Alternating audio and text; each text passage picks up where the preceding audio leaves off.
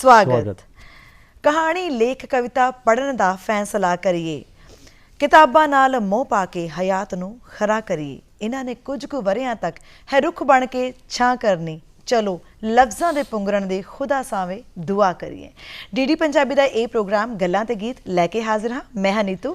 मैं हाँ शुक्रगुजार सिंह जी। कहंदे ने कि महकां जेकर चाहुंदे हो तां बच्चिआं नूं संस्कार दिओ, हत्थां दे विच कलम दिओ ना वड्डी लम्मी कार दिओ, बुलट पटाके दसो ना ही साइकल जिहा संसार दिओ, और रुख लगाओ रीत तां तोरो, हल्ला शेरी यार दिओ। क्योंकि ये बच्चे ही ने, बचपन ही है, बचपन के राही असीं अपनी जवानी नूं संभालना है, तो जवानी तो बाद जदों बुढ़ापा आउंदा है ना, तो सानूं यादां ताज़ियां करनियां पैंदियां ने। ते जे बचपन वधिया होवेगा तो बुढ़ापा आपे सुखाला हो जाएगा। गल्लां ते गीत विच अज असीं गलबात भी बाल ਸਾਹਿਤ ਦੇ ਉੱਤੇ करनी है। नीतू दे नाल मैं होवांगा शुक्रगुजार सिंह। बिल्कुल शुक्र। कहंदे ने सी जो छोटे हुंदे सी ना, एक मैं सुनदे हुंदे सीगे कवितावां बहुत सारियां, ऊपर चंदा मामा गोल, नीचे धरती माता गोल, मम्मी दी रोटी गोल, डैडी दा पैसा गोल, तू भी गोल ते मैं भी गोल, सारी दुनिया गोल मटोल। ये गोल मटोल दा चक्कर जिहड़ा ना ਉਹ ਹਲੇ तक ਚੱਲਦਾ आ ਰਿਹਾ, क्योंकि ਬੱਚਿਆਂ ਨੂੰ ਸਿਖਾਉਣ ਦੇ ਵਾਸਤੇ ਇਹ ਸਾਰਾ कुछ दसना साडे वास्ते बहुत ज़्यादा जरूरी है। बिल्कुल जी। कहते हैं कि बन हाफिज हिफज कुरान पढ़े, पढ़ पढ़ के साफ जुबान करे, फिर नेमत वाल ध्यान धरे, फिरदा जो मन हलकारा है, इको अल्फ पढ़ो छुटकारा है। गल तो एक अल्फ दी है। ऊड़े ने ओंकार भी कहा सी गुरु बाबे नानक ने, उस तो बाद ऊड़ा अज तक ऊठ भी बनता आ रहा है। किस तरह दसना है, किस तरह बचपन नूं असीं सेहत देनी है, साडे ते निर्भर करता है, अध्यापकों ते निर्भर करता है, मापियां ते निर्भर करता है। तो सब तो वड्डी ये गल कि बच्चों नूं कैसी ढाणी देनी है, उन्होंने कैसा वर्तमान देना है। वर्तमान वधिया होवेगा तो भविख आपे बनेगा। बाल ਸਾਹਿਤ सीमावां संभावनावां की भविख है, की वर्तमान है, किस तरह का बाल ਸਾਹਿਤ पहला हुंदा सी, किस तरह का बाल ਸਾਹਿਤ हुण है, ਜਾਂ किस तरह का बाल ਸਾਹਿਤ होना चाहिए है। इन्हां सारिਆਂ ਦੇ ਉੱਤੇ ਗੱਲਾਂ ਬਾਤਾਂ ਕਰਾਂਗੇ। ਸਾਡੇ ਨਾਲ ਹੋਣਗੇ ਬਲਜਿੰਦਰ ਮਾਨ ਜੀ, जो कि ਸ਼੍ਰੋਮਣੀ ਬਾਲ ਸਾਹਿਤਕਾਰ ਨੇ, ਲੇਖਕ ਨੇ, ਸੰਪਾਦਕ ਨੇ, ਤੇ ਲਗਾਤਾਰ ਜੁੜੇ ਰਹਿੰਦੇ ਨੇ ਬਾਲ ਸਾਹਿਤ ਦੇ ਨਾਲ। ਕੁਝ ਐਸੀਆਂ ਸੇਧਾਂ ਦਿੰਦੇ ਨੇ ਆਪਣੀਆਂ ਲਿਖਤਾਂ ਦੇ ਰਾਹੀਂ ਕਿ ਇੱਕ ਚੰਗਾ ਸਮਾਜ ਸਿਰਜਿਆ ਜਾ ਸਕੇ। ਬਹੁਤ ਬਹੁਤ ਸਵਾਗਤ ਸਰ ਤੁਹਾਡਾ।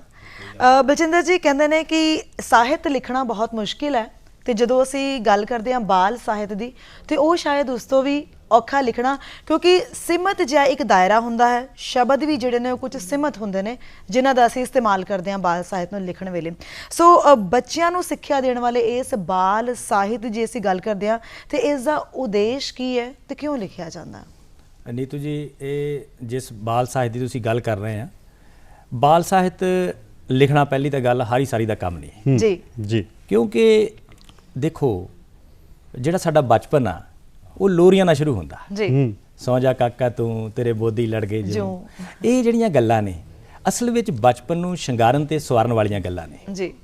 ਜਦੋਂ ਅਸੀਂ ਬਚਪਨ ਨੂੰ ਸੋਹਣਾ ਬਣਾਉਣਾ, ਸੁਚੱਜਾ ਬਣਾਉਣਾ ਆ, ਤੇ ਬੱਚੇ ਨੂੰ ਨਵੀਆਂ ਰੀਝਾਂ, ਨਵੀਆਂ ਸੋਚਾਂ, ਉੱਚੀਆਂ ਸੋਚਾਂ ਦੇਣੀਆਂ, ਤੇ ਉਹ ਬਾਲ ਸਾਹਿਤ ਨਾਲ ਸ਼ੁਰੂ ਹੋਣੀਆਂ ਜੀ। ਤੇ ਅਸਲ ਵਿੱਚ ਮੰਤਵ ਇਹਦਾ ਇਹੀ ਆ ਕਿ ਅਸੀਂ ਬੱਚੇ ਨੂੰ ਵਧੀਆ ਇਨਸਾਨ ਬਣਾਉਣਾ।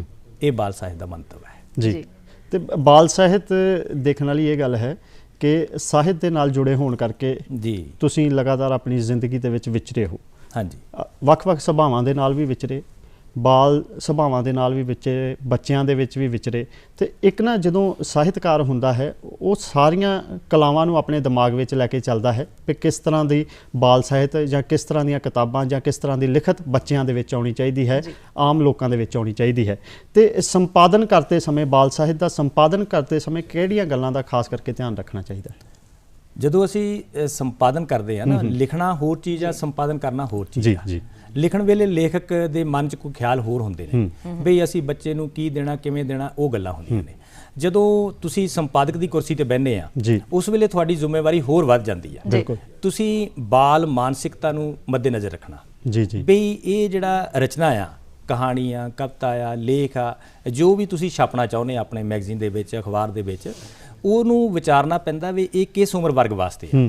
ਪਹਿਲਾਂ ਉਹਦਾ ਉਮਰ ਵਰਗ ਦੇਖਣਾ ਜੀ। ਬਈ ਇਹ ਪ੍ਰਾਇਮਰੀ ਵਾਸਤੇ ਆ, ਮਿਡਲ ਵਰਗ ਲਈ ਆ, ਸੈਕੰਡਰੀ ਲਈ ਆ, ਕਿਸ ਉਮਰ ਵਰਗ ਲਈ ਆ ਜੀ। ਉਹਦੇ ਮੁਤਾਬਕ ਫਿਰ ਉਸ ਰਚਨਾ ਨੂੰ ਵਿਚਾਰਿਆ ਜਾਂਦਾ ਵੀ ਉਸ ਪੱਧਰ ਦੀ ਸ਼ਬਦਾਵਲੀ ਹੈ ਜੀ, ਉਸ ਪੱਧਰ ਦੀ ਗੱਲ ਹੈ ਜੀ। ਜੇ ਹੁਣ ਤੁਸੀਂ ਇੱਕ ਰਚਨਾ ਅਸੀਂ 11ਵੀਂ 12ਵੀਂ ਨੂੰ ਪੜ੍ਹਾਉਣੀ ਚਾਹੁੰਦੇ ਆ, ਉਹਨਾਂ ਬੱਚਿਆਂ ਨੂੰ ਸਿਖਾਉਣੀ ਚਾਹੁੰਦੇ ਆ, ਤੇ ਉਹਨਾਂ ਲਈ ਸੋਚਣਾ ਪੈਣਾ ਵੀ ਕਿੰਨੇ ਲੰਬੇ ਸੈਂਟੈਂਸ ਹੋਣੇ ਚਾਹੀਦੇ ਜੀ, ਕਿਸ ਪੱਧਰ ਦੇ ਸ਼ਬਦ ਹੋਣੇ ਚਾਹੀਦੇ ਨੇ ਬਿਲਕੁਲ ਤੇ ਵਾਕ ਬਣਤਰ ਕਿਹੋ ਜਿਹੀ ਹੋਣੀ ਚਾਹੀਦੀ ਹੈ, ਇਸ ਤਰ੍ਹਾਂ ਦੀਆਂ ਸਾਰੀਆਂ ਗੱਲਾਂ ਨੂੰ ਬੜੇ ਧਿਆਨ ਦੇ ਨਾਲ ਵਿਚਾਰਨਾ ਪੈਂਦਾ, ਫਿਰ ਜਾ ਕੇ ਉਹ ਰਚਨਾ ਚੁਣੀ ਜਾਂਦੀ ਹੈ ਛਪਣ ਵਾਸਤੇ। ਬਿਲਕੁਲ ਜੀ, ਕਹਿੰਦੇ ਨੇ ਕਿ ਬੱਚਿਆਂ ਨੇ ਖੇਡ ਚੱਲੀ ਵੰਡ ਵਾਰੀਆਂ ਤੇ ਫਿਰ ਸਾਰੇ ਘਰੋਂ ਚੱਲੇ ਜਦੋਂ ਮਾਂ ਨੇ ਆਵਾਜ਼ਾਂ ਮਾਰੀਆਂ। ਸੋ ਜਦੋਂ ਮਾਂ ਆਵਾਜ਼ਾਂ ਮਾਰਦੀ ਹੈ ਤੇ ਉਸ ਵੇਲੇ ਬੱਚਿਆਂ ਦਾ ਧਿਆਨ ਹੁੰਦਾ ਕਿ ਫਟਾਫਟ ਘਰਾਂ ਨੂੰ ਚੱਲ ਜਾਈਏ।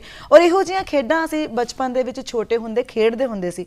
ਔਰ ਜਦੋਂ ਅਸੀਂ ਬਾਲ ਸਾਹਿਤ ਦੀ ਰਚਨਾ ਕਰਦੇ ਹਾਂ ਤੇ ਜਦੋਂ ਵਿਸ਼ਿਆਂ ਦੀ ਗੱਲ ਕੀਤੀ ਜਾਂਦੀ ਹੈ ਤਾਂ ਕਿਹੜੇ-ਕਿਹੜੇ ਵਿਸ਼ੇ ਹੈ ਜਿਨ੍ਹਾਂ ਦੇ ਉੱਤੇ ਬਾਲ ਸਾਹਿਤ ਰਚਿਆ ਜਾਂਦਾ? ਬਾਲ ਸਾਹਿਤ ਦੀ ਰਚਨਾ ਦਾ ਇੰਨਾ ਘੇਰਾ ਵਿਸ਼ਾਲ ਹੈ ਕਿ ਤੁਸੀਂ ਇਹਦਾ ਥਾਂ ਨਹੀਂ ਪਾ ਸਕਦੇ, ਕਿਉਂਕਿ ਨਿੱਕਾ ਜਿਹੜਾ ਬੱਚਾ ਆ, ਹੁਣ ਆਪਾਂ ਐਗਜ਼ਾਮਪਲ ਲੈਨੇ ਜਿਹੜੇ ਬੱਚੇ ਨੂੰ ਪੜ੍ਹਨਾ ਨਹੀਂ ਆਉਂਦਾ, ਨਿੱਕਾ ਬੱਚਾ ਆ, ਹੁਣ ਅਸੀਂ ਬਾਲ ਪੁਸਤਕਾਂ ਤਾਂ ਉਹਦੇ ਲਈ ਵੀ ਛਪ ਰਹੀਆਂ। ਬਿਲਕੁਲ ਤੁਸੀਂ ਕਹੋਗੇ ਵੀ ਬੱਚਾ ਤਾਂ ਪੜ੍ਹਨ ਦੇ ਯੋਗ ਹੀ ਨਹੀਂ, ਪੜ੍ਹ ਨਹੀਂ ਸਕਦਾ। ਤੁਹਾਨੂੰ ਪਤਾ ਸਾਰਿਆਂ ਨੂੰ ਕਿ ਗਰਭ ਸਮੇਂ ਤੋਂ ਹੀ ਬੱਚੇ ਦੀ ਸਿੱਖਿਆ ਪ੍ਰਕਿਰਿਆ ਜਿਹੜੀ ਆ ਸ਼ੁਰੂ ਹੋ ਜਾਂਦੀ ਹੈ। ਬਿਲਕੁਲ। ਤੇ ਜਦੋਂ ਬੱਚਾ ਨਿੱਕਾ ਜਿਹਾ ਹੁੰਦਾ, ਉਹਨੂੰ ਸ਼ਬਦ ਗਿਆਨ ਨਹੀਂ ਹੁੰਦਾ, ਅੱਖਰ ਗਿਆਨ ਨਹੀਂ ਹੁੰਦਾ, ਉਸ ਵੇਲੇ ਵੀ ਉਹ ਸਿੱਖਦਾ। ਬਿਲਕੁਲ। ਉਹ ਸਾਨੂੰ ਦੇਖ ਕੇ ਸਿੱਖਦਾ, ਰੁੜਨਾ, ਤੁਰਨਾ, ਬੋਲਣਾ, ਸਾਰੀਆਂ ਗੱਲਾਂ ਸਿੱਖਦਾ ਨਾ। ਇਸੇ ਤਰ੍ਹਾਂ ਜਿਵੇਂ ਅਸੀਂ ਉਹਨੂੰ ਬਾਲ ਸਾਹਿਤ ਨਾਲ ਜੋੜਨਾ ਆ, ਪਹਿਲਾਂ ਅਸੀਂ ਉਹਨੂੰ ਤਸਵੀਰਾਂ ਵਾਲੀਆਂ ਕਿਤਾਬਾਂ ਦਿੰਨੇ ਆ। ਜੀ ਬਿਲਕੁਲ ਦਿੰਨੇ ਨਾ। ਉੱਥੋਂ ਬੱਚੇ ਦੀ ਜਿਹੜੀ ਸਿੱਖਿਆ ਪ੍ਰਕਿਰਿਆ ਆ ਉਹ ਸ਼ੁਰੂ ਹੋ ਜਾਂਦੀ ਹੈ। ਜੀ। ਤੇ ਬੱਚੇ ਦੀ ਸਿੱਖਿਆ ਪ੍ਰਕਿਰਿਆ ਕੀ ਆ, ਸਾਡਾ ਮਕਸਦ ਕੀ ਆ, ਬਾਲ ਸਾਹਿਤ ਰਾਹੀਂ ਬੱਚੇ ਨੂੰ ਸਿਖਾਉਣਾ, ਵਧੀਆ ਇਨਸਾਨ ਬਣਾਉਣਾ। ਤੇ ਉਹ ਜਿਹੜੀਆਂ ਪਹਿਲਾਂ ਪੁਸਤਕਾਂ ਅਸੀਂ ਦੇਵਾਂਗੇ ਉਹਨੂੰ ਤਸਵੀਰਾਂ ਵਾਲੀਆਂ। ਹੁਣ ਤੁਸੀਂ ਤਸਵੀਰ ਵਾਲੀ ਬੱਚੇ ਮੂਹਰੇ ਪੁਸਤਕ ਰੱਖੀ ਆ ਤੇ ਉਹ ਦੇਖ ਰਿਹਾ, ਉਹ ਦੇਖਦਾ ਦੇਖਦਾ ਆਪਣੀ ਮੰਮੀ ਨੂੰ, ਡੈਡੀ ਨੂੰ ਸਵਾਲ ਕਰੇਗਾ, ਇਹ ਕੀ ਹੈ। ਜਦੋਂ ਸਵਾਲ ਕਰਤਾ, ਇਹਦਾ ਮਤਲਬ ਉਹਦੀ ਸਿੱਖਣ ਦੀ ਪ੍ਰਕਿਰਿਆ ਆਰੰਭ ਹੋ ਗਈ। ਉਹ ਸਮਝਣ ਲੱਗ ਪਿਆ ਜੋ ਅਸੀਂ ਉਹਨੂੰ ਦੇਣਾ ਚਾਹੁੰਦੇ ਹਾਂ। ਉਹਨਾਂ ਚਿੱਤਰਾਂ ਦੇ ਵਿੱਚੋਂ ਉਹ ਸਿੱਖੇਗਾ ਮੈਂ ਕੰਮ ਕੀ ਕਰਨੇ ਨੇ, ਬਿਲਕੁਲ ਮੈਂ ਕਿਹੋ ਜਿਹਾ ਬਣਨਾ। ਮੰਨ ਲਓ ਉੱਥੇ ਨਹਾਉਂਦੇ ਦਾ ਚਿੱਤਰ ਆ ਤੇ ਉਹਨੂੰ ਆਪਣੀ ਸਫਾਈ ਬਾਰੇ ਗਿਆਨ ਹੋ ਜਾਏਗਾ, ਬਈ ਮੈਂ ਵੀ ਨਹਾਇਆ ਕਰਨਾ, ਮੰਮੀ ਮੈਂ ਇਦਾਂ ਹੀ ਨਹਾਣਾ ਟੱਬ ਦੇ ਵਿੱਚ ਬੈਠ ਕੇ, ਠੀਕ ਹੈ। ਜਾਂ ਬੱਚੇ ਖੇਡ ਰਹੇ ਨੇ, ਖੇਡਣ ਦਾ ਤਰੀਕਾ ਉਹਦੇ ਵਿੱਚੋਂ ਪਤਾ ਲੱਗ ਜਾਏਗਾ। ਸੋ ਇਹ ਨਿੱਕਾ ਜਿਹਾ ਪਹਿਲਾ ਵਿਸ਼ਾ ਮੈਂ ਤੁਹਾਨੂੰ ਦੱਸਿਆ, ਜਿਹੜਾ ਬੱਚਾ ਹਜੇ ਸ਼ਬਦ ਗਿਆਨ ਤੋਂ ਵਾਕਿਫ ਨਹੀਂ। ਉਸ ਤੋਂ ਬਾਅਦ ਉਹ ਬੱਚਾ ਫਿਰ ਵੱਡਾ ਹੋਇਆ। ਜਦੋਂ ਵੱਡਾ ਹੋਇਆ ਤੇ ਉਹਨੂੰ ਮਾਂ ਲੋਰੀਆਂ ਸੁਣਾਉਣ ਲੱਗ ਪਈ, ਉਹਦਾ ਪਿਆਰ ਜਿਹੜਾ ਗੀਤਾਂ ਨਾਲ ਪੈ ਗਿਆ। ਉਹ ਗੀਤਾਂ ਨਾਲ ਪਹਿਲੇ ਜਿਹੜੇ ਸਾਡੇ ਬੱਚਿਆਂ ਲਈ ਗੀਤ ਅਸੀਂ ਲਿਖਦੇ ਹਾਂ, ਨਰਸਰੀ ਗੀਤ ਆ ਜਾਂਦੇ ਆ, ਛੋਟੇ ਛੋਟੇ ਬੱਚਿਆਂ ਲਈ ਉਹ ਵਿਸ਼ਾ ਉਹਨਾਂ ਦਾ ਬਣ ਗਿਆ ਨਰਸਰੀ ਗੀਤਾਂ ਵਾਲਾ।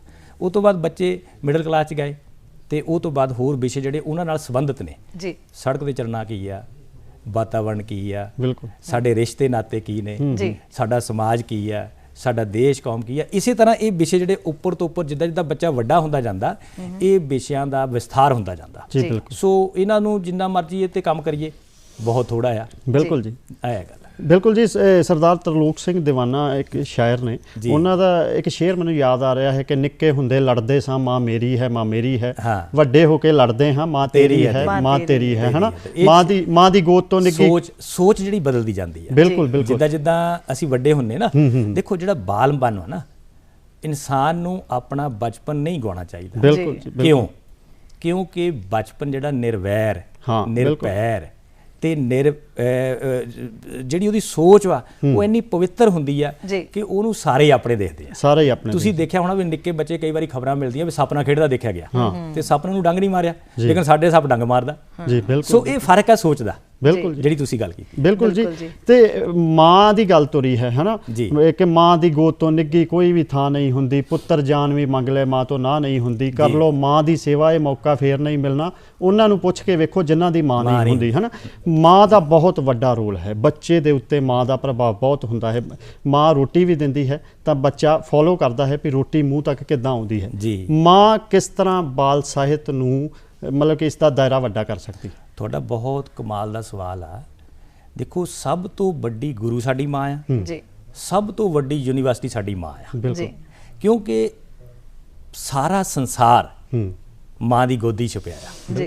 ਜੋ ਕੁਝ ਵੀ ਅਸੀਂ ਹਾਸਲ ਕੀਤਾ, ਜਿਹੜੇ ਗੁਣ ਸਾਡੇ ਅੰਦਰ ਭਰੇ ਗਏ ਨੇ, ਸ਼ਹੀਦ ਭਗਤ ਸਿੰਘ ਫਾਂਸੀ ਤੇ ਨਾ ਚੜ੍ਹਦਾ ਜੇ ਉਹਦੀ ਮਾਤਾ ਚਾਚਾ ਅਜੀਤ ਸਿੰਘ ਦੀਆਂ ਕਹਾਣੀਆਂ ਨਾ ਸੁਣਾ। ਵਾਹ ਵਾਹ, ਬਿਲਕੁਲ। ਇਹ ਕੀ ਆ, ਜਦੋਂ ਅਸੀਂ ਬਚਪਨ 'ਚ ਜਿਹੋ ਜਿਹਾ ਮਾਹੌਲ ਸਾਡੀ ਮਾਤਾ ਸਾਨੂੰ ਦਿੰਦੀ ਹੈ, ਤੇ ਤੁਸੀਂ ਇੱਕ ਕਹਾਣੀ ਸੁਣੀ ਹੋਣੀ ਆ ਕਿ ਇੱਕ ਚੋਰ ਫੜ ਲਿਆ ਤੇ ਉਹਨੂੰ ਜਿਸਲੇ ਕੁੱਟਣ ਲੱਗੇ ਪੁਲਿਸ ਵਾਲੇ, ਤੇ ਉਹ ਕਹਿੰਦਾ ਵੀ ਮੈਨੂੰ ਨਾ ਕੁੱਟੋ, ਮੇਰੀ ਮਾਂ ਨੂੰ ਪੁੱਛੋ ਪਹਿਲਾਂ। ਉਹ ਹੈਰਾਨ ਹੋ ਗਿਆ ਵੀ ਇਹ ਚੋਰੀ ਇਹਨੇ ਕੀਤੀ ਹੈ, ਕਿਉਂਕਿ ਚੋਰੀ ਨੂੰ ਸ਼ਹਿ ਜਿਹੜੀ ਮਾਂ ਨੇ ਦਿੱਤੀ ਸੀ। ਇਸੇ ਤਰ੍ਹਾਂ ਜਿਹੜੇ ਚੰਗੇ ਗੁਣ ਵਾ, ਜਿਹੜੀ ਅਸੀਂ ਸਾਹਿਤ ਦੀ ਗੱਲ ਕਰਦੇ ਹਾਂ, ਜਿਹੜੀ ਸਿੱਖਿਆ ਦੀ ਗੱਲ ਕਰਦੇ ਹਾਂ, ਉਹ ਮਾਤਾ ਤੋਂ ਸ਼ੁਰੂ ਹੋਣੀ ਆ। ਬਿਲਕੁਲ। ਹੁਣ ਤੁਸੀਂ ਹੈਰਾਨ ਹੋਣਾ ਕਿ ਸਾਡੇ ਘਰਾਂ ਦੇ ਵਿੱਚ ਸਾਡੇ ਬੱਚਿਆਂ ਵਾਸਤੇ ਮਹਿੰਗੇ ਮਹਿੰਗੇ ਖਿਡੌਣੇ ਪਏ ਆ। ਬਿਲਕੁਲ। ਲੇਕਿਨ ਜਿਹੜੀ ਕੀਮਤੀ ਕਿਤਾਬ ਸਾਡੇ ਘਰ 'ਚ ਨਹੀਂ ਹੈਗੀ। ਉਹ ਨਹੀਂ ਹੈ। ਤੁਸੀਂ ਬੰਗਾਲ ਦੇ ਵਿੱਚ ਜਾਓ, ਤੁਸੀਂ ਹੋਰ ਰਾਜਾਂ ਵਿੱਚ ਜਾਓ, ਉਹਨਾਂ ਦਾ ਆਪਣੀ ਮਾਂ ਬੋਲੀ ਨਾਲ ਇੰਨਾ ਪਿਆਰ ਹੈ, ਇੰਨਾ ਸਤਿਕਾਰ ਹੈ, ਇੰਨੀ ਮੁਹੱਬਤ ਆ ਕਿ ਹਰ ਘਰ ਦੇ ਵਿੱਚ ਬੱਚਿਆਂ ਲਈ ਕਿਤਾਬ ਮਿਲ ਰਹੀ ਹੈ। ਹਰ ਘਰ ਦੇ ਵਿੱਚ ਉਹਨਾਂ ਦੀ ਮਾਂ ਬੋਲੀ ਦੀ ਅਖਬਾਰ ਪਈ ਆ। ਤੇ ਅਸੀਂ ਜੋ ਕਰ ਰਹੇ ਹਾਂ ਤੁਹਾਡੇ ਸਾਹਮਣੇ ਆ। ਜੀ ਜੀ ਜੀ ਬਿਲਕੁਲ। ਬਲਜਿੰਦਰ ਜੀ ਕਹਿੰਦੇ ਨੇ ਕਿ ਕਾਪੀਆਂ ਕਿਤਾਬਾਂ ਬਸਤੇ 'ਚ ਧਰ ਲਓ, ਜ਼ਰੂਰੀ ਜੋ ਸਮਾਨ ਜਿਹੜਾ ਉਹਨੂੰ ਵੀ ਰੱਖ ਲਓ, ਕਿਉਂਕਿ ਸਕੂਲ ਨੇ ਜਿਹੜੇ ਨੇ ਉਹ ਤਕਰੀਬਨ ਖੁੱਲ ਰਹੇ ਨੇ, ਹੈ ਨਾ। ਤੇ ਜਦੋਂ ਅਸੀਂ ਗੱਲ ਕਰਦੇ ਹਾਂ ਕਿਤਾਬਾਂ ਦੀ ਜਾਂ ਜਦੋਂ ਅਸੀਂ ਗੱਲ ਕਰਦੇ ਹਾਂ ਰਸਾਲਿਆਂ ਦੀ, ਕਿਉਂਕਿ ਅਸੀਂ ਦੇਖਦੇ ਹਾਂ ਬਹੁਤ ਸਾਰੇ ਰਸਾਲੇ ਅੱਜ ਸਮਾਜ ਦੇ ਵਿੱਚ ਆ ਰਹੇ ਨੇ, ਖਾਸ ਤੌਰ ਤੇ ਬੱਚਿਆਂ ਦੇ ਵਾਸਤੇ। ਸੋ ਇਹਨਾਂ ਰਸਾਲਿਆਂ ਦਾ ਸਾਡੇ ਬੱਚਿਆਂ ਦੇ ਉੱਤੇ ਕੀ ਪ੍ਰਭਾਵ ਹੈ, ਕਿਹੋ ਜਿਹੀ ਸਿੱਖਿਆ ਗ੍ਰਹਿਣ ਕਰ ਰਹੇ ਨੇ ਇਹਨਾਂ ਰਸਾਲਿਆਂ ਤੋਂ ਬੱਚੇ? ਨੀਤੂ ਜੀ, ਪਹਿਲਾਂ ਤੁਹਾਡੇ ਰਸਾਲਿਆਂ ਦੀ ਮੈਂ ਗੱਲ ਕਲੀਅਰ ਕਰਦੇ ਹਾਂ। ਬਹੁਤ ਰਸਾਲੇ ਨਹੀਂ ਛਪ ਰਹੇ ਜੀ। ਰਸਾਲਿਆਂ ਦੇ ਇਤਿਹਾਸ ਤੇ ਜਦੋਂ ਅਸੀਂ ਝਾਤ ਮਾਰਦੇ ਹਾਂ, ਸਭ ਤੋਂ ਪਹਿਲਾਂ ਜਿਹੜਾ ਪੰਜਾਬੀ ਦੇ ਵਿੱਚ ਰਸਾਲਾ ਆਇਆ, ਮੋਤੀਆ ਨਾਂ ਦਾ ਸ਼ੁਰੂ ਹੋਇਆ ਜੀ 1930 ਦੇ ਵਿੱਚ ਜੀ। ਉਸ ਤੋਂ ਬਾਅਦ ਹੌਲੀ ਹੌਲੀ ਸਹਿਜੇ ਸਹਿਜੇ ਜਿਹੜੇ ਨਵੇਂ ਰਸਾਲੇ, ਬੀਬਾ ਬਾਲਕ, ਛਣਕਣਾ, ਬੀਬਾ ਰਾਣਾ, ਬਾਲ ਦਰਬਾਰ, ਵਿਦਿਆਰਥੀ, ਬਾਲ ਸੰਦੇਸ਼, ਬਾਲ ਸੰਸਾਰ, ਹਸਤੀ ਦੁਨੀਆ, ਇਹ ਰਸਾਲੇ ਸ਼ੁਰੂ ਹੋਏ। ਤੇ 1942 ਦੇ ਵਿੱਚ ਜਿਹੜਾ ਸਭ ਤੋਂ ਲੰਬਾ ਸਮਾਂ ਰਸਾਲਾ ਚੱਲਿਆ, ਗੁਰਬਖਸ਼ ਸਿੰਘ ਪ੍ਰੀਤਲੜੀ ਹੋਣ ਵਾਲਾ, ਉਹ 1942 ਸ਼ੁਰੂ ਹੋਇਆ ਔਰ 1995 ਜਾ ਕੇ ਉਹ ਬੰਦ ਹੋ ਗਿਆ। ਤੇ 90 ਦੇ ਦਹਾਕੇ ਦੇ ਵਿੱਚ ਅਲੜ ਬੱਲੜ ਸ਼ੁਰੂ ਹੋਇਆ, ਬਾਲ ਮਿਲਣੀ ਸ਼ੁਰੂ ਹੋਇਆ, ਇਹ ਵੀ ਬੰਦ ਹੋ ਗਏ। ਤੇ 95 ਦੇ ਵਿੱਚ ਨਿੱਕੀਆਂ ਕਰੂੰਬਲਾ ਜਿਹੜਾ ਰਸਾਲਾ ਆਇਆ, ਮਾਲਪੁਰ ਹੁਸ਼ਿਆਰਪੁਰ ਛਪਣ ਵਾਲਾ, ਉਹ ਸ਼ੁਰੂ ਹੋਇਆ, ਜਿਹੜਾ ਪਿਛਲੇ 25 ਸਾਲ ਤੋਂ ਨਿਰੰਤਰ ਚੱਲ ਰਿਹਾ। ਇਸ ਤੋਂ ਇਲਾਵਾ ਹੋਰ ਰਸਾਲਾ ਜਿਹੜਾ ਪੰਜਾਬ ਦੇ ਵਿੱਚ ਸਰਕਾਰ ਦੇ ਚੱਲ ਰਹੇ ਨੇ, ਉਹ ਕਿਹੜੇ ਨੇ? ਪੰਜਾਬ ਸਕੂਲ ਸਿੱਖਿਆ ਬੋਰਡ ਦਾ ਪੰਖੜੀਆਂ ਤੇ ਪ੍ਰਾਇਮਰੀ ਸਿੱਖਿਆ ਜੀ। ਤੇ ਪ੍ਰਾਈਵੇਟ ਸੈਕਟਰ ਦਾ ਹੁਣ ਕੋਈ ਰਸਾਲਾ ਨਹੀਂ ਛਪ ਰਿਹਾ ਜੀ। ਤੁਸੀਂ ਕਹੋਗੇ ਵੀ ਕਿਉਂ ਨਹੀਂ ਛਪ ਰਿਹਾ? ਕੁਝ ਸੱਜਣਾ ਨੇ ਕੰਮ ਕੀਤਾ ਹੈਗਾ, ਤਨੀਸ਼ਾ ਆ, ਆੜੀ ਆ, ਇਹ ਬਾਲ ਪੁਸਤਕ ਲੜੀਆਂ ਦੇ ਰੂਪ 'ਚ ਵੀ ਇਹ ਛਾਪੇ ਜਾ ਰਹੇ ਨੇ। ਹੁਣ ਜਿਹੜਾ ਅਗਲਾ ਸਵਾਲ ਪੈਦਾ ਹੁੰਦਾ ਕਿ ਬਾਲ ਸਾਹਿਤ ਦੀ ਜਿਹੜੀ ਰਸਾਲਿਆਂ ਦੀ ਗੱਲ ਆ, ਹੋਰ ਰਸਾਲੇ ਬਹੁਤ ਮਿਲਦੇ ਨੇ ਪਰ ਬੱਚਿਆਂ ਦੇ ਰਸਾਲੇ ਨਹੀਂ ਮਿਲਦੇ। ਉਹਦੇ ਬਹੁਤ ਵੱਡੇ ਕਾਰਨ ਨੇ ਇਹਦੇ ਪਿੱਛੇ। ਕਾਰਨ ਜਿੱਦਾਂ ਮੈਂ ਪਹਿਲਾਂ ਸ਼ੁਰੂ ਕੀਤੀ ਗੱਲ ਕਿ ਸਭ ਤੋਂ ਪਹਿਲਾਂ ਇਹ ਆ ਵੀ ਸਾਡੀ ਸੋਚ ਹੀ ਇਦਾਂ ਦੀ ਬਣ ਗਈ ਆ ਕਿ ਅਸੀਂ ਬੱਚਿਆਂ ਨੂੰ ਮਹੱਤਤਾ ਨਹੀਂ ਦਿੰਦੇ। ਬੱਚੇ ਨੂੰ ਅਸੀਂ ਬੱਚਾ ਹੀ ਸਮਝਦੇ ਆ, ਜਦ ਕਿ ਬੱਚਾ ਜਿਹੜਾ ਆ child is the father of man. ਬਿਲਕੁਲ। ਜਿਹੜੀ ਬੱਚੇ ਦੀ ਸੋਚ ਆ, ਬੱਚੇ ਦੀ ਕਰਨ ਦੀ ਸ਼ਕਤੀ ਆ, ਉਹ ਸਾਡੇ ਨਾਲ ਕਿਤੇ ਜ਼ਿਆਦਾ ਆ, ਲੇਕਿਨ ਅਸੀਂ ਉਸ ਸ਼ਕਤੀ ਨੂੰ ਨਹੀਂ ਵਿਚਾਰਦੇ। ਇਸੇ ਕਰਕੇ ਜਿਹੜੇ ਅਸੀਂ ਮਾਪੇ ਆ, ਮਾਪਿਆਂ ਨੇ ਕਦੀ ਪਰਵਾਹ ਨਹੀਂ ਕੀਤੀ ਬੱਚਿਆਂ ਦੀ, ਤੇ ਸਰਕਾਰਾਂ ਨੇ, ਕਿਉਂਕਿ ਉਹ ਵੋਟਰ ਨਹੀਂ ਹੈਗੇ, ਇਸ ਕਰਕੇ ਪਰਵਾਹ ਨਹੀਂ ਕੀਤੀ।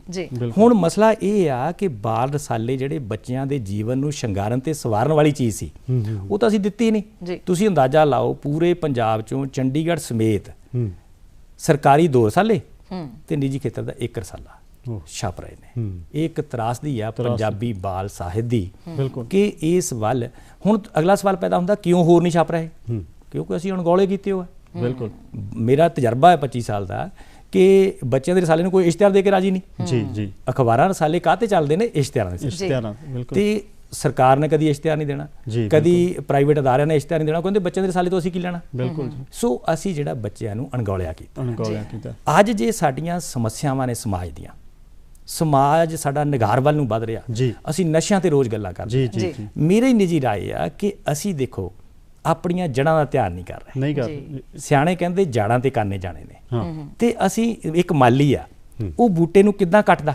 ਉਹਦੀ ਜਿਹੜੀ ਗਲਤ ਡੰਡੀ ਵੱਧਦੀ ਆ ਉਹਨੂੰ ਕੱਟ ਦਿੰਦਾ, ਤਾਂ ਕਿ ਉਹ ਬੂਟਾ ਸੋਹਣਾ ਬਣੇ। ਬਿਲਕੁਲ। ਇਸ ਕਰਕੇ ਜੇ ਬੱਚਿਆਂ ਨੂੰ ਅਸੀਂ ਚੰਗੇ ਆਦਰਸ਼ ਨਾਗਰਿਕ ਬਣਾਉਣਾ, ਤੇ ਸਾਡਾ ਸਭ ਤੋਂ ਵੱਧ ਜ਼ੋਰ, ਸਭ ਤੋਂ ਵੱਧ ਖਿਆਲ ਬਾਲ ਸਾਹਿਤ ਤੇ ਕਰਨ ਦੀ ਲੋੜ। ਬਾਲ ਸਾਹਿਤ ਕਰਨ ਦੀ ਲੋੜ ਹੈ, ਕਿਉਂਕਿ ਬਾਲ ਸਾਹਿਤ ਦੇ ਨਾਲ ਹੀ ਅਸੀਂ ਸਕੂਲਾਂ ਦੇ ਵਿੱਚ ਜਦੋਂ ਗੱਲਾਂ ਚੱਲਦੀਆਂ ਨੇ ਨਾ, ਉਹ ਸਮਾਂ ਹੁੰਦਾ ਸੀ ਬਾਲ ਸਭਾਵਾਂ ਲੱਗਦੀਆਂ ਸੀ। ਬਾਲ ਸਭਾਵਾਂ ਦੇ ਵਿੱਚ ਬੱਚਿਆਂ ਦੇ ਗੁਣ ਵੀ ਸਾਹਮਣੇ ਆਉਂਦੇ ਸਨ, ਕਈ ਤਰ੍ਹਾਂ ਦੇ ਬੱਚਿਆਂ ਦੇ ਗੁਣ ਸਾਹਮਣੇ ਆਉਣੇ, ਤੇ ਉਹਨਾਂ ਵਿੱਚੋਂ ਹੀ ਅੱਜ ਕਈ ਬੱਚੇ ਐਸੇ ਵੀ ਨੇ ਜਿਹੜੇ ਚੰਗੀਆਂ ਸਟੇਜਾਂ ਦੇ ਉੱਤੇ ਬੋਲ ਰਹੇ ਨੇ। ਉਹ ਸਿਰਫ ਇਹ ਫਰਕ ਹੈ ਵੀ ਕਿਸ ਤਰ੍ਹਾਂ ਦੀ ਉਹਨਾਂ ਨੂੰ ਵਿੱਦਿਆ ਮਿਲੀ ਹੈ।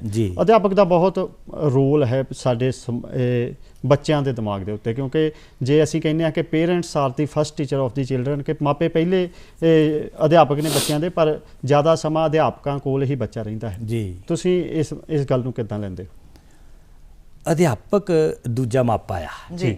ਮਾਪੇ ਤੋਂ ਬਾਅਦ ਅਧਿਆਪਕ ਨੇ ਬੱਚੇ ਨੂੰ ਸਵਾਰਨਾ, ਸ਼ਿੰਗਾਰਨਾ ਮੰਜ਼ਲਾਂ ਤੇ ਪਹੁੰਚਾਉਣਾ ਆ। ਜੀ ਹੁਣ ਜਿਵੇਂ ਅਸੀਂ ਸਕੂਲਾਂ ਦੀ ਗੱਲ ਕਰਦੇ ਹਾਂ, ਪਿਛਲੇ 2-3 ਸਾਲ ਦੇ ਵਿੱਚ ਸਿੱਖਿਆ ਸਕੱਤਰ ਕ੍ਰਿਸ਼ਨ ਕੁਮਾਰ ਜੀ ਦੁਆਰਾ ਜਿਹੜਾ ਸਿੱਖਿਆ ਤੰਤਰ ਦੇ ਵਿੱਚ ਬੜੀ ਤਬਦੀਲੀ ਲਿਆਂਦੀ ਗਈ ਜੀ। ਉਹ ਤਬਦੀਲੀ ਇਹ ਆਈ ਆ ਕਿ ਜਿਹੜੀਆਂ ਕਿਤਾਬਾਂ ਸਾਡੀਆਂ ਅਲਮਾਰੀਆਂ 'ਚ ਬੰਦ ਪਈਆਂ ਸੀ ਉਹਨਾਂ ਨੂੰ ਖੋਲ੍ਹ ਕੇ ਬਾਹਰ ਰੱਖ ਦਿੱਤਾ। ਬੱਚਿਆਂ ਦੀ ਪਹੁੰਚ ਤੱਕ ਪਹੁੰਚ ਗਈਆਂ। ਜਿਹੜੀਆਂ ਪਹਿਲਾਂ ਬੱਚਿਆਂ ਨੂੰ ਮੰਗਣੀਆਂ ਪੈਂਦੀਆਂ ਸੀ ਲਾਇਬ੍ਰੇਰੀਅਨ ਕੋਲੋਂ, ਟੀਚਰ ਕੋਲੋਂ ਵੀ ਮੈਨੂੰ ਕਿਤਾਬ ਦੇ ਦਿਓ ਜੀ, ਟੀਚਰ ਕੋਲ ਸਮਾਂ ਨਹੀਂ ਹੁੰਦਾ ਸੀ ਕਿਤਾਬ ਦੇਣ ਦਾ, ਲਾਇਬ੍ਰੇਰੀਅਨ ਕੋਲ ਸਮਾਂ ਨਹੀਂ ਸੀ ਹੁੰਦਾ, ਉਹ ਨਹੀਂ ਖੁੱਲੀਆਂ ਰੱਖ ਦਿੱਤੀਆਂ। ਮਤਲਬ ਉਹਨੂੰ ਅਸੀਂ ਬੁੱਕ ਲੰਗਰ ਕਹਿੰਦੇ ਆ, ਕਿਤਾਬਾਂ ਦੇ ਲੰਗਰ ਲਾਤੇ ਸਕੂਲਾਂ 'ਚ। ਉਹਦੇ ਨਾਲ ਜਿਹੜਾ ਕਿਤਾਬਾਂ ਦਾ ਬਹੁਤ ਬੱਚਿਆਂ 'ਚ ਰੁਚੀ ਪੈਦਾ ਹੋਈ, ਔਰ ਇੱਥੋਂ ਤੱਕ ਕਿ ਉਹ ਰੁਚੀ ਸਿਰਫ ਅਧਿਆਪਕ ਰਾਹੀਂ ਬੱਚਿਆਂ ਤੱਕ ਨਹੀਂ ਗਈ, ਮਾਪਿਆਂ ਤੱਕ ਵੀ ਗਈ। ਉਹ ਬੱਚੇ ਜਿਹੜੇ ਕਿਤਾਬਾਂ ਘਰ ਲੈ ਕੇ ਗਏ ਤੇ ਕਿਸੇ ਨੇ ਮੰਮੀ ਨੇ ਪੜ੍ਹੀ, ਕਿਸੇ ਡੈਡੀ ਨੇ ਪੜ੍ਹੀ, ਚਾਚੇ ਤਾਏ ਨੇ ਪੜ੍ਹੀ, ਉਹ ਪੜ੍ਹ ਕੇ ਉਹਨਾਂ ਨੂੰ ਬੜਾ ਰੁਚੀ ਪੈਦਾ ਹੋਈ। ਉਹਨੇ ਸਗੋਂ ਖੁਦ ਸਾਡਾ ਇਹ ਤਜਰਬਾ ਆ ਕਿ ਮਾਪਿਆਂ ਨੇ ਖੁਦ ਕਿਹਾ ਵੀ ਆਹ ਕਿਤਾਬ ਬੇਟੇ ਲੈ ਕੇ ਆਣੀ ਸਕੂਲੋਂ, ਮੈਂ ਵੀ ਪੜ੍ਹਨੀ ਆ। ਉਹਦੇ ਨਾਲ ਮਾਪਿਆਂ ਨੂੰ ਵੀ ਪਤਾ ਲੱਗਾ ਵੀ ਕਿਤਾਬਾਂ ਪੜ੍ਹਨ ਲਈ ਹੁੰਦੀਆਂ। ਇਹ ਨਾਲੇ ਅਸੀਂ ਅਸਲ ਵਿੱਚ ਸਿਲੇਬਸ ਤੱਕ ਸੀਮਤ ਹਾਂ। ਆਮ ਤੌਰ ਤੇ ਹੁਣ ਅਧਿਆਪਕ ਕੀ ਹੈ ਸਾਡਾ, ਹੁਣ ਜਿਹੜਾ ਮੈਥ ਸਾਇੰਸ ਪੜ੍ਹਾਉਂਦਾ ਅਧਿਆਪਕ, ਅੰਗਰੇਜ਼ੀ ਪੜ੍ਹਾਉਂਦਾ, ਉਹਦੀ ਇਹੀ ਸਿਰਦਰਦੀ ਬਣੀਓ ਵੀ ਬੱਚਾ ਸਿੱਖੀ ਜਾਵੇ, ਇਹਨੂੰ ਆਉਂਦਾ ਨਹੀਂ, ਇਹਨੂੰ ਸਮਝ ਨਹੀਂ ਆਉਂਦਾ। ਮੈਂ ਇਹ ਤਜਰਬਾ ਕੀਤਾ ਕਿ ਜਿਹੜੇ ਬੱਚੇ ਬਾਲ ਸਾਹਿਤ ਪੜ੍ਹਨ ਲੱਗ ਪਏ ਉਹਨਾਂ ਨੂੰ ਮੈਥ ਸਾਇੰਸ ਵੀ ਸਮਝ ਆਉਣ ਲੱਗ ਪਿਆ। ਕਾਰਨ ਕੀ ਆ? ਅਸੀਂ ਬੱਚੇ ਅੰਦਰ ਰੁਚੀ ਪੈਦਾ ਕਰਨੀ ਆ। ਅਗਰ ਬੱਚੇ 'ਚ ਪੜ੍ਹਨ ਦੀ ਰੁਚੀ ਪੈਦਾ ਨਹੀਂ ਹੋਈ ਤਾਂ ਸਿੱਖੂਗਾ ਕਿੱਥੋਂ? ਪਹਿਲਾਂ ਉਹਦੇ ਅੰਦਰ ਪੜ੍ਹਨ ਤੇ ਸਿੱਖਣ ਦੀ ਰੁਚੀ ਪੈਦਾ ਕਰਨੀ। ਪੜ੍ਹਨ ਤੇ ਸਿੱਖਣ ਦੀ ਰੁਚੀ ਕਿੱਥੋਂ ਪੈਦਾ ਹੋਣੀ? ਬਾਲ ਸਾਹਿਤ ਰਾਹੀਂ। ਜਦੋਂ ਗੀਤ ਗਾਉਂਦਾ ਫਿਰਦਾ, ਕਵਿਤਾ ਗਾਉਂਦਾ ਫਿਰਦਾ, ਕਹਾਣੀਆਂ ਸੁਣਾਉਂਦਾ ਫਿਰਦਾ ਮਿੱਤਰਾਂ ਦੋਸਤਾਂ ਨੂੰ, ਉਹਦੇ ਅੰਦਰ ਪੜ੍ਹਨ ਦੀ ਰੁਚੀ ਪੈਦਾ ਹੋਈ। ਜਦੋਂ ਉਹ ਬਾਲ ਸਾਹਿਤ ਦੀਆਂ ਕਿਤਾਬਾਂ ਪੜ੍ਹਨ ਲੱਗ ਪਿਆ, ਬਾਲ ਸਾਹਿਤ ਦੇ ਰਸਾਲੇ ਪੜ੍ਹਨ ਲੱਗ ਪਿਆ, ਤੇ ਉਹ ਆਪਣੇ ਆਪ ਹੀ ਮੈਥ ਸਾਇੰਸ ਅੰਗਰੇਜ਼ੀ ਸਿੱਖੂਗਾ। ਜੀ ਬਿਲਕੁਲ। ਬਲਜਿੰਦਰ ਜੀ, ਤੁਸੀਂ ਅੱਜ ਦੇ ਦੌਰ ਦੀ ਗੱਲ ਕਰਦੇ ਆ, ਅੱਜ ਦੇ ਸਮੇਂ ਦੀ ਗੱਲ ਕਰਦੇ ਆ, ਤੇ ਅੱਜ ਕੱਲ੍ਹ ਦੇ ਜਿਹੜੇ ਬੱਚੇ ਨੇ ਉਹ ਕਹਿ ਲਓ ਕਿ ਕਿਤਾਬਾਂ ਦੀਆਂ ਮਿੱਠੀਆਂ ਗੋਲੀਆਂ ਨਾਲੋਂ ਨਾ ਮੋਬਾਈਲ ਦਾ ਜਿਹੜਾ ਬਕਬਕਾ ਸਵਾਦ ਹੈ ਉਹਨੂੰ ਜ਼ਿਆਦਾ ਪਸੰਦ ਕਰਦੇ ਨੇ। ਕਿਤੇ ਨਾ ਕਿਤੇ ਆ ਕੇ ਮੋਬਾਈਲ ਸਾਡੇ ਲਈ ਮਦਦਗਾਰ ਹੈਗਾ, ਇਹਦੇ ਵਿੱਚ ਕੋਈ ਸ਼ੱਕ ਨਹੀਂ, ਪਰ ਫਿਰ ਵੀ ਉਸ ਬਕਬਕੇ ਸਵਾਦ ਨਾਲੋਂ ਜਿਹੜੀਆਂ ਕਿਤਾਬਾਂ ਦਾ ਮਿੱਠਾ ਸਵਾਦ ਹੈ ਉਹਦੇ ਨਾਲ ਅਸੀਂ ਬੱਚਿਆਂ ਨੂੰ ਕਿਵੇਂ ਜੋੜ ਸਕਦੇ ਹਾਂ? ਦੇਖੋ, ਜਿਹੜੀ ਕਿਤਾਬ ਆ ਨਾ, ਤੁਸੀਂ ਆ ਫੋਨ ਲੈ ਕੇ ਜਿੰਨਾ ਮਰਜੀ, ਫੋਨ ਤੇ ਵੀ ਆ ਗਈਆਂ ਕਿਤਾਬਾਂ, PDF ਰੂਪ ਆ ਗਏ ਆ। ਇਹ ਚਲੋ ਬਦਲ ਸੀਗਾ, ਲਾਕਡਾਊਨ ਦਾ ਬਦਲ ਸੀਗਾ, ਲੋੜ ਸੀ ਸਾਡੀ, ਉਹਦੇ ਨਾਲ ਬਹੁਤ ਅਸੀਂ ਫੋਨ ਨਾਲ ਬੱਚਿਆਂ ਨੂੰ ਜੋੜਿਆ, ਅਸੀਂ ਵੀ ਜੁੜੇ ਰਹੇ ਹਾਂ। ਪਰ excess of everything is bad. ਲੋੜੋਂ ਵੱਧ ਜਿਹੜੀ ਵੀ ਚੀਜ਼ ਦੀ ਅਸੀਂ ਵਰਤੋਂ ਕਰਦੇ ਹਾਂ ਉਹ ਮਾੜੀ ਆ। ਹੁਣ ਇਹਦੇ ਨਾਲ ਜਿਹੜੀਆਂ ਸਮੱਸਿਆਵਾਂ ਪੈਦਾ ਹੋਈਆਂ, ਫੋਨ ਦੀ ਵੱਧ ਵਰਤੋਂ ਨਾਲ ਤੁਸੀਂ ਦੇਖਿਆ ਵੀ ਸਰਵਾਈਕਲ ਦੀ ਪ੍ਰੋਬਲਮ ਆ ਗਈ, ਅੱਖਾਂ ਦੀ ਪ੍ਰੋਬਲਮ ਆ ਗਈ, ਹੋਰ ਸਾਰੀਆਂ ਸਮੱਸਿਆਵਾਂ ਪੈਦਾ ਹੋ ਗਈਆਂ। ਹੁਣ ਜਿਹੜੀ ਗੱਲ ਤੁਸੀਂ ਕਰਦੇ ਆ ਵੀ ਕਿਤਾਬ ਦਾ ਜਿਹੜਾ ਪੜ੍ਹਨ ਦਾ ਆਨੰਦ ਆ, ਤੁਸੀਂ ਦੇਖੋ ਜਿੱਥੇ ਮਰਜੀ ਕਿਤਾਬ ਤੁਸੀਂ ਹੱਥ 'ਚ ਫੜ ਕੇ ਪੜ੍ਹ ਸਕਦੇ ਆ, ਜਿੱਥੇ ਮਰਜੀ ਬੈਠ ਕੇ ਪੜ੍ਹ ਸਕਦੇ ਆ। ਉਹਦੇ ਵਿੱਚ ਜਿਹੜਾ ਆਨੰਦ ਤੁਹਾਨੂੰ ਹੱਥ 'ਚ ਫੜ ਕੇ ਕਿਤਾਬ ਦਾ ਆਉਣਾ, ਉਹ ਤੁਹਾਡੇ ਫੋਨ ਤੇ ਲਿਖੇ ਸ਼ਬਦਾਂ ਦਾ ਆਨੰਦ ਨਹੀਂ ਆਉਂਦਾ। ਉਹਨੂੰ ਬਾਰ-ਬਾਰ ਚਾਰਜ ਵੀ ਨਹੀਂ ਕਰਨਾ ਪੈਣਾ। ਅਸਲ ਵਿੱਚ ਕਿਤਾਬ ਤਾਂ ਸਾਨੂੰ ਚਾਰਜ ਕਰਦੀ ਹੈ ਨਾ। ਦੇਖੋ, ਜਿਹੜੇ ਕਿਤਾਬ 'ਚ ਗੱਲਾਂ ਲਿਖੀਆਂ ਨੇ, ਗੁਣ ਲਿਖੇ ਨੇ, ਜੋ ਵੀ ਉਹ ਸੰਦੇਸ਼ ਲਿਖੇ ਨੇ, ਉਪਦੇਸ਼ ਲਿਖੇ ਨੇ, ਉਹ ਸਾਡੇ ਅੰਦਰ ਜਾਂਦੇ ਨੇ। ਉਹ ਹੱਥ 'ਚ ਫੜੀ ਕਿਤਾਬ ਦੇ ਜ਼ਿਆਦਾ ਜਾਣਗੇ। ਜੇ ਅਸੀਂ ਫੋਨ ਤੇ ਦੇਖ ਲਏ ਸ਼ਬਦ, ਉਹ ਕਈ ਵਾਰੀ ਉੜ ਜਾਂਦੇ ਆ, ਕਦੀ ਇੱਧਰ ਹੋ ਜਾਂਦੇ, ਉੱਧਰ ਹੋ ਜਾਂਦੇ ਆ, ਸਾਡਾ ਜਿਹੜਾ ਇਕਾਗਰਤਾ ਆ ਉਹ ਵੀ ਭੰਗ ਹੁੰਦੀ ਰਹਿੰਦੀ ਹੈ। ਸੋ ਕਿਤਾਬ ਦੀ ਮਹੱਤਤਾ ਦੇਖੋ, ਤਕਨੀਕ ਨੇ ਵਧਣਾ ਆ, ਯੁੱਗ ਨੇ ਬਦਲਣਾ ਆ, ਪਰ ਜਿਹੜੀ ਕਿਤਾਬ ਦੀ ਮਹੱਤਤਾ ਆ, ਸ਼ਬਦ ਦੀ ਮਹੱਤਤਾ ਆ, ਕਿਉਂਕਿ ਸਾਰੀ ਸ਼ਬਦ ਦੀ ਸ਼ਕਤੀ ਆ। ਜਿਵੇਂ ਤੁਸੀਂ ਪਹਿਲਾਂ ਗੱਲ ਕੀਤੀ ਆ, ਸ਼ਬਦੇ ਧਰਤੀ ਸ਼ਬਦ ਆਕਾਸ਼, ਸ਼ਬਦੇ ਸ਼ਬਦ ਭਇਆ ਪ੍ਰਗਾਸ, ਸਗਲ ਸ੍ਰਿਸ਼ਟੀ ਸ਼ਬਦ ਕੇ ਪਾਸੇ, ਨਾਨਕ ਸ਼ਬਦ ਘਟੇ ਘਟਾ ਛੇ। ਸ਼ਬਦ ਦੀ ਸ਼ਕਤੀ ਨੂੰ ਕਦੀ ਅਸੀਂ ਅਣਗੌਲਿਆ ਨਹੀਂ ਕਰ ਸਕਦੇ। ਇਸੇ ਤਰ੍ਹਾਂ ਜਿਹੜੀ ਕਿਤਾਬਾਂ ਆ ਸਾਡੀਆਂ, ਉਹਨੂੰ ਜੀਵਨ 'ਚ ਜੇ ਮਨਫੀ ਕਰਾਂਗੇ, ਅਸੀਂ ਇਨਸਾਨ ਨਹੀਂ ਰਹਿ ਸਕਦੇ। ਬਿਲਕੁਲ ਜੀ, ਅਸੀਂ ਕਿਤਾਬਾਂ ਨੂੰ ਮਨਫੀ ਨਹੀਂ ਕਰ ਸਕਦੇ, ਪਰ ਸਾਡਾ ਪ੍ਰੋਗਰਾਮ ਗੱਲਾਂ ਤੇ ਗੀਤ ਹੈ, ਤੇ ਅਸੀਂ ਗੀਤ ਨੂੰ ਵੀ ਮਨਫੀ ਨਹੀਂ ਕਰ ਸਕਦੇ ਆਪਣੇ ਪ੍ਰੋਗਰਾਮ ਵਿੱਚੋਂ, ਕਿਉਂਕਿ ਗੀਤ ਹੀ ਇੱਕ ਮਨੋਰੰਜਨ ਦਾ ਸਾਧਨ ਹੁੰਦਾ ਹੈ। ਜਿੱਥੇ ਚੰਗੀਆਂ ਗੱਲਾਂ ਚੱਲਦੀਆਂ ਹੋਣ, ਉੱਥੇ ਨਾਲ ਗੀਤ ਵੀ ਹੋ ਜੇ ਤਾਂ ਉਹਦਾ ਸੋਨੇ ਤੇ ਸੁਹਾਗੇ ਵਾਲੀ ਗੱਲ ਹੋ ਜਾਂਦੀ ਹੈ। ਆਓ ਦੋਸਤੋ, ਜੁੜਦੇ ਹਾਂ ਗੀਤ ਦੇ ਨਾਲ।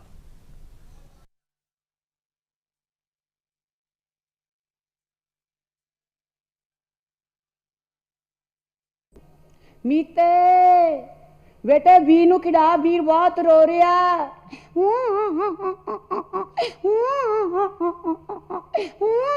ਬੇਟੇ ਜਲਦੀ ਕਰ, ਤੇਰੇ ਪਾਪਾ ਨੇ ਮੈਨੂੰ ਰੋਟੀ ਬਣਾਣੀ ਆ। ਮੰਮੀ ਮੈਂ ਆਣੀ ਆ। ਆਏ ਮੈਂ ਮਾਚਾ, ਮੇਰੇ ਛੋਟੇ ਵੀਰੇ ਨੂੰ ਕੀ ਹੋ ਗਿਆ? ਓ ਹੋ ਮਿਆਉ। ਓਏ ਮਾਨੋ ਬਿੱਲੀ ਆ ਗਈ, ਸੌਂ ਜਾ sonja babua malo billi aiya sonja babua malo billi aiya लुकी चातू लुकी जावे ना इत्ते रुके मार पर टांटा छेड़ते ना कोई टांटा ओए लुकी चातू लुकी जावे ना इत्ते रुके मार पर टांटा छेड़ते ना कोई टांटा अपने भी उंदे नी चोर चुपलाइया मैंने तुझे मुआ मारो बिल्ली आइया संजा बबुआ मारो बिल्ली आइया गोल गोल चिट्टी है अंधिया सांडिटी करे म्याऊ म्याऊ है मुंटी बड़ी मिट्टी ओहो गोल गोल चिट्टी है अंधिया सांडिटी करे म्याऊ म्याऊ है मुंटी बड़ी मिट्टी मियाँ मिट्टू इत्ते कारी चांदे कितराइया संजो बबुआ मानो बिल्ली आइया संजो बबुआ मानो बिल्ली आइया कासे ना कासे तिरंदी कारती ए पार कोते कोते रखती बलूंगड़े नुना आए कासे ना कासे तिरंदी कारती ए पार कोते कोते रखती बलूंगड़े नुना टॉमी के तो देखे एती करदा पजाइया हाय मैं माचा मेरे वीरे नु भुख लगी होई आ दुध पीना मम्मी बब्बू नु दुद्धू दे दे बेटे मैं हुणे पिया के हटियां जे ता फिर सो जा बब्बुआ मानो बिल्ली आइया सो जा बब्बुआ मानो बिल्ली आइया किसी के अचूका किसी से तेल लगाई किसी के अचूका किसी से तेल लगाई दुध तो मलाई दी करती छुपाई जाती जाती इतना मैं मसाई ते आइया चुंजो बबुआ मानो बिल्ली आइया चुंजो बबुआ मानो बिल्ली आइया देख मानो बिल्ली साडा बब्बू सुता आके चचकाएंगी देख मानो बिल्ली होन के तू आएंगी साडा बब्बू सुता आके चचकाएंगी असा भी नीलो ते को सोटी मगवाइया मम्मी बब्बू सौ गया मैं खेदे आमा ਅੱਗੇ ਕਿਹੜਾ ਤੂੰ ਪਹਿਲੀ ਹਾਕ ਮਾਰੀ ਤੇ ਆ ਗਈ ਸੀ मैं जानी हां देखी पैर उठ गया मैं तो नहीं खिलाऊंगा बब्बू अरे तू छोटा है ना है तू पैके तो बड़ा हो जाएगा आप तो मैं खेतन जाया करांगे हले तू न्याना ना इसलिए चंजो बब्बुआ मारो बिल्ली आइया चंजो मम्मुआ मारो बिल्ली आई ਤੁਸੀਂ ਹੋ ਜੀ ਇਸ ਵੇਲੇ ਪ੍ਰੋਗਰਾਮ ਗੱਲਾਂ ਤੇ ਗੀਤ ਵਿੱਚ ਔਰ ਅਸੀਂ ਤੇ ਦਰਸ਼ਕ ਦਾ ਸ਼ੁਕਰ ਇਹ ਜਿਹੜਾ ਗੀਤ ਅਸੀਂ ਦਰਸ਼ਕਾਂ ਨੂੰ ਵਿਖਾਇਆ ਮੈਨੂੰ ਅੱਜ ਵੀ ਯਾਦ ਆ ਅਸੀਂ ਛੋਟੇ ਛੋਟੇ ਹੁੰਦੇ ਸੀ ਜਦੋਂ ਇਹ ਗੀਤ ਆਣਾ ਨਾ ਜੇ ਅਸੀਂ ਬਾਹਰ ਕੁਝ ਕਰਦੇ ਹੋਣਾ ਭੱਜ ਕੇ ਫਟਾਫਟ ਟੀਵੀ ਕੋਲ ਚਲ ਜਾਣਾ ਕਿ ਸਾਡਾ ਗੀਤ ਆ ਗਿਆ ਬਿਲਕੁਲ ਜੀ ਇਹ ਗੱਲਾਂ ਹੁੰਦੀਆਂ ਨੇ ਬਚਪਨ ਦੇ ਨਾਲ ਜੁੜੀਆਂ ਹੁੰਦੀਆਂ ਨੇ ਕਿਉਂਕਿ ਬਚਪਨ ਦੇ ਵਿੱਚੋਂ ਹੀ ਜੋ ਚੀਜ਼ਾਂ ਨਿਕਲਦੀਆਂ ਨੇ ਉਹ ਸਾਡੇ ਲਈ ਯਾਦਾਂ ਬਣ ਜਾਂਦੀਆਂ ਨੇ ਤੇ ਜਦੋਂ ਅਸੀਂ ਯਾਦਾਂ ਦੇ ਨਾਲ ਜਾਂ ਆਪਣੇ ਅਤੀਤ ਦੇ ਨਾਲ ਜੁੜੇ ਰਹਿੰਦੇ ਹਾਂ ਤੇ ਅਸੀਂ ਆਪਣੀ ਜੜ੍ਹਾਂ ਦੇ ਨਾਲ ਜੁੜੇ ਰਹਿੰਦੇ ਹਾਂ ਤੇ ਬੱਚਿਆਂ ਨੂੰ ਆਪਣੀ ਜੜ੍ਹਾਂ ਦੇ ਨਾਲ ਜੋੜਨਾ ਬਹੁਤ ਵੱਡਾ ਅੱਜ ਸਾਡੇ ਉੱਤੇ ਭਾਰ ਵੀ ਹੈ ਹਨਾ ਤੇ ਦੂਰਦਰਸ਼ਨ ਦੇ ਖਜ਼ਾਨੇ ਤੋਂ ਵਿੱਚੋਂ ਮਾਨ ਸਾਹਿਬ ਇਹ ਅਸੀਂ ਗੀਤ ਸੁਣਿਆ ਹਨਾ ਮੀਡੀਆ ਬਹੁਤ ਰੋਲ ਪਲੇ ਕਰਦਾ ਹੈ ਬੱਚਿਆਂ ਨੂੰ ਸਹੀ ਰਾਹ ਤੇ ਪਾਉਣ ਦਾ ਜੀ ਕਾਰਟੂਨ ਤੇ ਆਉਂਦੇ ਨੇ ਚੈਨਲਾਂ ਤੇ ਪਰ ਕਿਤੇ ਨਾ ਕਿਤੇ ਕਾਰਟੂਨ ਵੀ ਹਿੰਸਕ ਪ੍ਰਵਿਰਤੀ ਵਾਲੇ ਹੁੰਦੇ ਨੇ ਜੋ ਬੱਚਿਆਂ ਨੂੰ ਗਲਤ ਬੰਨੇ ਤੋਰ ਰਹੇ ਨੇ ਹੁਣ ਦੂਰਦਰਸ਼ਨ ਦਾ ਇਹ ਗਾਣਾ ਸੁਣਿਆ ਅਸੀਂ ਦੂਰਦਰਸ਼ਨ ਦੇ ਗਾਣੇ ਨੇ ਨਿੱਕੀਆਂ ਨਿੱਕੀਆਂ ਕਿਆ ਅਦਾਕਾਰੀ ਸੀ ਕਿਸ ਤਰ੍ਹਾਂ ਬਾਤਾਂ ਹੋਈਆਂ ਸਾਨੂੰ ਬਚਪਨ ਦੇ ਨਾਲ ਜੋੜਿਆ ਬਚਪਨ ਦੀਆਂ ਗੱਲਾਂ ਹੋਈਆਂ ਕਹਾਣੀਆਂ ਵੀ ਸੀ ਗਾਣੇ ਦੇ ਵਿੱਚ ਸਭ ਕੁਝ ਸੀ ਇਸ ਗਾਣੇ ਦੇ ਵਿੱਚ ਤੁਸੀਂ ਮੀਡੀਆ ਦੇ ਰੋਲ ਨੂੰ ਕਿਸ ਤਰ੍ਹਾਂ ਲੈਂਦੇ ਹੋ ਬਾਲ ਸਾਹਿਤ ਦੇ ਨਾਲ ਜੋੜ ਕੇ ਸ਼ੁਕਰਗੁਜ਼ਾਰ ਜੀ ਮੀਡੀਆ ਦੀ ਜਿਹੜੀ ਭੂਮਿਕਾ ਆ ਸਾਡੇ ਜੀਵਨ 'ਚ ਬਹੁਤ ਅਹਿਮ ਹੋ ਗਈ ਆ ਜੀ ਖਾਸ ਕਰਕੇ ਬੱਚਿਆਂ ਲਈ ਦੇਖੋ ਬੱਚੇ ਦਾ ਮਨ ਜਿਹੜਾ ਤਸਵੀਰਾਂ ਨੂੰ ਬਹੁਤ ਪਸੰਦ ਕਰਦਾ ਜੀ ਜਿਵੇਂ ਮੈਂ ਕਿਤਾਬਾਂ ਦੀ ਪਹਿਲਾਂ ਗੱਲ ਕੀਤੀ ਆ ਤੇ ਇਦਾਂ ਹੀ ਸਾਡੀਆਂ ਮਾਵਾਂ ਕੀ ਕਰਦੀਆਂ ਨੇ ਜਦੋਂ ਇਹ ਕੰਮ ਕਰਨਾ ਨਾ ਨਿੱਕੇ ਜਿਹੇ ਬੱਚੇ ਨੂੰ ਟੀਵੀ ਮੂਹਰੇ ਲਵਾਂ ਪਾਉਂਦੀਆਂ ਜੀ ਉਹ ਦੇਖੀ ਜਾਂਦਾ ਤੇ ਉਹ ਆਪਣਾ ਕੰਮ ਕਰੀ ਜਾਂਦੀ ਜੀ ਬਿਲਕੁਲ ਉਹ ਟੀਵੀ ਦੇ ਨਾਲ ਸਭ ਤੋਂ ਪਹਿਲਾਂ ਜੁੜ ਗਿਆ ਜੀ ਉਸ ਤੋਂ ਬਾਅਦ ਅੱਜ ਕੱਲ ਸਾਡੇ ਕੋਲ ਫੋਨ ਆ ਗਏ ਨੇ ਹੁਣ ਮਾਵਾਂ ਨੇ ਫੋਨ ਰੱਖ ਦਿੱਤੇ ਉਹਨਾਂ ਦੇ ਮੂਹਰੇ ਤੇ ਬੱਚਾ ਫੋਨ ਨਾਲ ਆਪੇ ਖੇਡੀ ਜਾਂਦਾ ਤੇ ਉਹ ਜੋ ਕੁਝ ਜੀ ਕਰਦਾ ਉਹ ਦੇਖੀ ਜਾਂਦਾ ਸੁਣੀ ਜਾ ਰਿਹਾ ਜੀ ਜਿਹੜਾ ਮੀਡੀਆ ਦਾ ਪ੍ਰਭਾਵ ਆ, ਦੇਖੋ ਦੂਰਦਰਸ਼ਨ ਨੇ ਜਦ ਤੋਂ ਹੋਂਦ 'ਚ ਆਇਆ ਉਦੋਂ ਤੋਂ ਹੀ ਬੱਚਿਆਂ ਲਈ ਬੜਾ ਲੰਬੇ ਸਮੇਂ ਤੋਂ ਪ੍ਰੋਗਰਾਮ ਝਿਲਮਿਲ ਤਾਰੇ, ਅੱਜ ਕੱਲ੍ਹ ਤਾਰੇ ਜ਼ਮੀਨ ਪੇ ਚੱਲ ਰਿਹਾ। ਉਹਦੇ ਰਾਹੀਂ ਜਿਹੜਾ ਬਾਲ ਕਲਾ ਆ, ਬਾਲ ਸੱਭਿਆਚਾਰ ਆ, ਬਾਲ ਮਨ ਨੂੰ ਤ੍ਰਿਪਤ ਕਰਨ ਲਈ ਬਹੁਤ ਕੁਝ ਕੀਤਾ ਜਾ ਰਿਹਾ। ਤੇ ਬਾਕੀ ਜਿਹੜੇ ਚੈਨਲਾਂ ਦੀ ਹਾਲਤ ਆ ਉਹ ਤੇ ਫਿਰ ਤਰਸ ਹੀ ਆਉਂਦਾ ਆ ਵੀ ਕੀ ਦਿਖਾ ਰਿਹਾ। ਮੈਂ ਇੱਕ ਤੁਹਾਨੂੰ ਉਦਾਹਰਣ ਦੇਵਾਂਗਾ ਨਿੱਕੀ ਜਿਹੀ, ਸ਼ਾਇਦ ਤੁਸੀਂ ਨਾ ਵੀ ਸਹਿਮਤ ਹੋਵੋ। ਦੇਖੋ ਵੱਡੇ ਵੱਡੇ ਮੁਕਾਬਲੇ ਕਰਾਏ ਜਾ ਰਹੇ ਬੱਚਿਆਂ ਦੇ ਗੀਤ ਸੰਗੀਤ ਦੇ, ਤੇ ਉਹਦੇ ਵਿੱਚ ਗੀਤ ਕਿਹੜਾ ਗਵਾਇਆ ਜਾ ਰਿਹਾ? ਜਿਹੜਾ ਵੱਡਿਆਂ ਦਾ ਗੀਤ ਆ, ਬਿਲਕੁਲ ਉਹ ਬੱਚੇ ਦੇ ਹਾਣ ਦਾ ਗੀਤ ਨਹੀਂ ਜੀ। ਤੁਸੀਂ ਹੁਣ ਕਮਲ ਜੀ ਨੀਲੋਂ ਦਾ ਗੀਤ ਸੁਣਿਆ, ਤੇ ਇਹ ਗੀਤ ਬੱਚੇ ਦੇ ਹਾਣ ਦਾ ਆ, ਬੱਚੇ ਦੇ ਮਨ ਨੂੰ ਭਾਉਂਦਾ, ਬੱਚੇ ਦੀ ਗੱਲ ਕਰਦਾ, ਬੱਚੇ ਦੀ ਦਸ਼ਾ ਦੱਸਦਾ, ਬੱਚਾ ਸੋਚਦਾ ਕੀ ਆ, ਬੱਚੇ ਨੇ ਕਰਨਾ ਕੀ ਆ, ਬੱਚੇ ਨੇ ਬਣਨਾ ਕੀ ਆ। ਜੇ ਇਹ ਗੱਲਾਂ ਸਾਡੇ ਗੀਤਾਂ 'ਚ ਨਹੀਂ ਆਉਂਦੀਆਂ ਤਾਂ ਇਹ ਸੱਭਿਆਚਾਰ ਨਹੀਂ ਅਸੀਂ ਕਹਿ ਸਕਦੇ, ਇਹਨੂੰ ਅਸੀਂ ਮੀਡੀਆ ਦਾ ਰੋਲ ਪੋਜ਼ਿਟਿਵ ਨਹੀਂ ਕਹਿ ਸਕਦੇ। ਇਹ 87-88 'ਚ ਇਹ ਗੀਤ ਕਮਲ ਜੀ ਨੀਲੋਂ ਨੇ ਗਾਇਆ ਸੀਗਾ, ਅੱਜ ਤੱਕ ਸਾਂਭਿਆ ਪਿਆ ਖਜ਼ਾਨੇ ਦੇ ਵਿੱਚ, ਤੇ ਇਹੋ ਜਿਹਾ ਖਜ਼ਾਨਾ ਭਰਿਆ ਪਿਆ ਦੂਰਦਰਸ਼ਨ ਦੇ ਕੋਲ। ਔਰ ਦੂਰਦਰਸ਼ਨ ਨੇ ਬਹੁਤ ਕੁਝ ਦਿੱਤਾ, ਹਰ ਫੀਲਡ ਵਿੱਚ ਦਿੱਤਾ, ਇਕੱਲਾ ਬੱਚਿਆਂ ਦੀ ਨਹੀਂ ਗੱਲ ਕਰਦੇ ਅਸੀਂ, ਹਰ ਫੀਲਡ ਵਿੱਚ ਸਾਰਿਆਂ ਨੂੰ ਬਹੁਤ ਕੁਝ ਦਿੱਤਾ। ਪੰਜਾਬੀਅਤ ਨੂੰ ਬੁਲੰਦ ਕੀਤਾ ਆ, ਤੇ ਇਹ ਭੂਮਿਕਾ ਨੂੰ ਜਿੰਨਾ ਅਸੀਂ ਸਲੂਟ ਕਰੀਏ ਥੋੜਾ ਆ, ਤੇ ਜਿੰਨੀ ਇਹਦੀ ਗੱਲ ਕਰੀਏ ਉਹ ਵੀ ਥੋੜੀ ਆ। ਅੱਜ ਕੀ ਲੋੜ ਆ? ਅੱਜ ਮੁੜ ਇਹ ਦੂਰਦਰਸ਼ਨ ਨੂੰ ਇਹੋ ਜਿਹਾ ਪ੍ਰੋਗਰਾਮ ਮੁੜ ਹੋਰ ਢੰਗ ਦੇ ਨਾਲ, ਹੋਰ ਰੰਗ ਦੇ ਨਾਲ ਸ਼ੁਰੂ ਕਰਨ ਦੀ ਲੋੜ ਆ। ਦੇਖੋ ਮੈਂ ਗੱਲ ਕਰਾਂਗਾ ਲੋਕਡਾਊਨ ਦੀ। ਲੋਕਡਾਊਨ ਦੇ ਵਿੱਚ ਸਾਰੀ ਦੁਨੀਆ ਅੰਦਰ ਹੋ ਗਈ, ਲੇਕਿਨ ਦੂਰਦਰਸ਼ਨ ਕੰਮ ਕਰਦਾ ਰਿਹਾ, ਬੱਚਿਆਂ ਨੂੰ ਸਿੱਖਿਆ ਵੀ ਦਿੰਦਾ ਰਿਹਾ, ਬੱਚਿਆਂ ਦੇ ਮਨੋਰੰਜਨ ਵੀ ਕਰਦਾ ਰਿਹਾ, ਤੇ ਬੱਚਿਆਂ ਦੇ ਮਨ ਨੂੰ ਡੋਲਣ ਨਹੀਂ ਦਿੱਤਾ। ਬਿਲਕੁਲ। ਇਹਦੇ ਨਾਲ ਇੱਕ ਗੱਲ ਹੋਰ ਮੈਨੂੰ ਯਾਦ ਆ ਗਈ, ਕਹਿੰਦੇ ਦਾਦੀ ਮਾਂ ਨੇ ਬਾਤ ਸੁਣਾਈ, ਇੱਕ ਚਿੜੀ ਇੱਕ ਕਾਂਸੀ ਪਾਈ, ਦੋਨਾਂ ਨੇ ਮਿਲ ਮਤਾ ਪਕਾਇਆ, ਕਿਉਂ ਨਾ ਜਾਵੇ ਉਹ ਅਨਾਜ ਉਗਾਇਆ। ਇਹ ਨਿੱਕੀਆਂ ਨਿੱਕੀਆਂ ਕਹਾਣੀਆਂ, ਨਿੱਕੀਆਂ ਨਿੱਕੀਆਂ ਜਿਹੜੀਆਂ ਸਾਡੇ ਨਾਲ ਜੁੜੀਆਂ ਹੋਈਆਂ ਨੇ, ਸਾਡੇ ਬੱਚਿਆਂ ਦੇ ਨਾਲ ਜੁੜੀਆਂ ਨੇ। ਬਹੁਤ ਕੁਝ ਬੱਚੇ ਸਿੱਖਦੇ ਨੇ ਇਹਨਾਂ ਚੀਜ਼ਾਂ ਤੋਂ।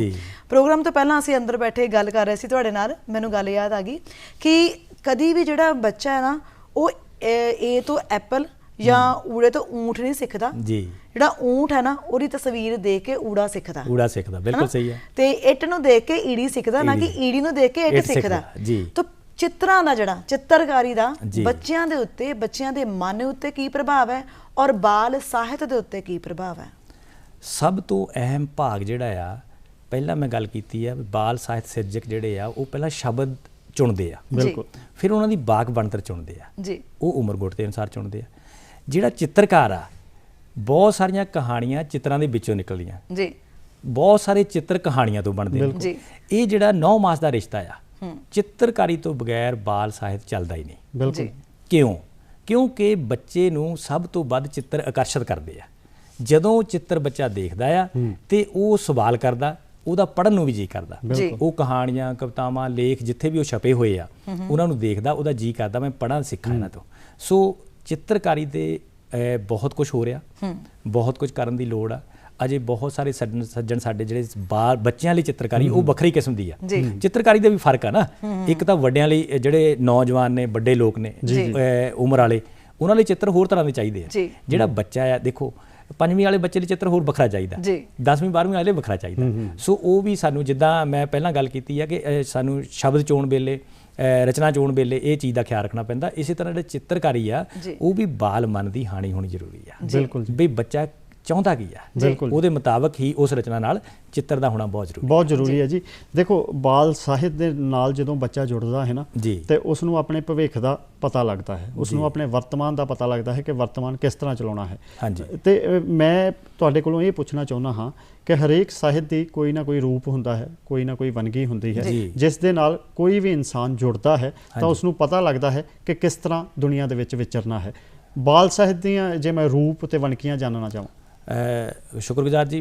ਵੰਨਗੀਆਂ ਬਾਰੇ ਦੇਖੋ, ਆਮ ਤੌਰ 'ਤੇ ਅਸੀਂ ਕਵਿਤਾ ਤੇ ਵਾਰਤਕ ਸਾਹਿਤ ਨੂੰ ਵੰਡਦੇ ਹਾਂ ਜੀ। ਤੇ ਬੱਚਿਆਂ ਦੀ ਜਿਹੜੀ ਕਵਿਤਾ ਆ ਉਹ ਜਿਵੇਂ ਸ਼ੁਰੂ ਕਰਦੇ ਹਾਂ ਆਪਾਂ ਲੋਰੀ ਤੋਂ ਸ਼ੁਰੂ ਕਰਦੇ ਹਾਂ। ਬਿਲਕੁਲ। ਨਿੱਕੇ ਜਿਹੇ ਬੱਚੇ ਨੂੰ ਜਿੱਦਾਂ ਆਪਾਂ ਗੱਲ ਕੀਤੀ ਹੈ, ਲੋਰੀ ਹੋ ਗਈ, ਨਰਸਰੀ ਗੀਤ ਹੋ ਗਏ, ਕਾਵ ਨਾਟਕ ਹੋ ਗਏ, ਕਾਵ ਵਿਅੰਗ ਹੋ ਗਏ, ਕਾਵ ਕਹਾਣੀ ਹੋ ਗਈ, ਇਹ ਕਵਿਤਾ ਦੇ ਰੂਪ ਹੋ ਗਏ ਕਵਿਤਾ ਦੇ ਵਿੱਚ। ਬਿਲਕੁਲ। ਉਧਰ ਦੂਜੇ ਪਾਸੇ ਆਪਾਂ ਵਾਰਤਕ ਦੀ ਜਦੋਂ ਗੱਲ ਕਰਦੇ ਹਾਂ, ਸਫ਼ਰਨਾਮਾ ਹੋ ਗਿਆ, ਨਾਵਲ ਹੋ ਗਿਆ, ਕਹਾਣੀ ਹੋ ਗਈ, ਲੇਖ ਹੋ ਗਏ, ਨਾਟਕ ਹੋ ਗਏ, ਇਹ ਚੀਜ਼ਾਂ ਜਿਹੜੀਆਂ ਸਾਡੀਆਂ ਵਾਰਤਕ ਖੇਤਰ ਦੇ ਵਿੱਚ ਆ ਜਾਣੀਆਂ ਬੱਚਿਆਂ ਵਾਸਤੇ ਜੀ। ਇਹਦੇ ਲਈ ਵੱਖ-ਵੱਖ ਸੱਜਣ ਜਿਹੜੇ ਵੱਡੇ ਸਾਹਿਤਕਾਰ ਆ ਉਹ ਕੰਮ ਕਰ ਰਹੇ ਨੇ, ਵੱਖ-ਵੱਖ ਰੂਪਾਂ ਤੇ ਕੰਮ ਕਰ ਰਹੇ ਨੇ ਔਰ ਬੜਾ ਸ਼ਾਨਦਾਰ ਕਾਰਜ ਹੋ ਰਿਹਾ।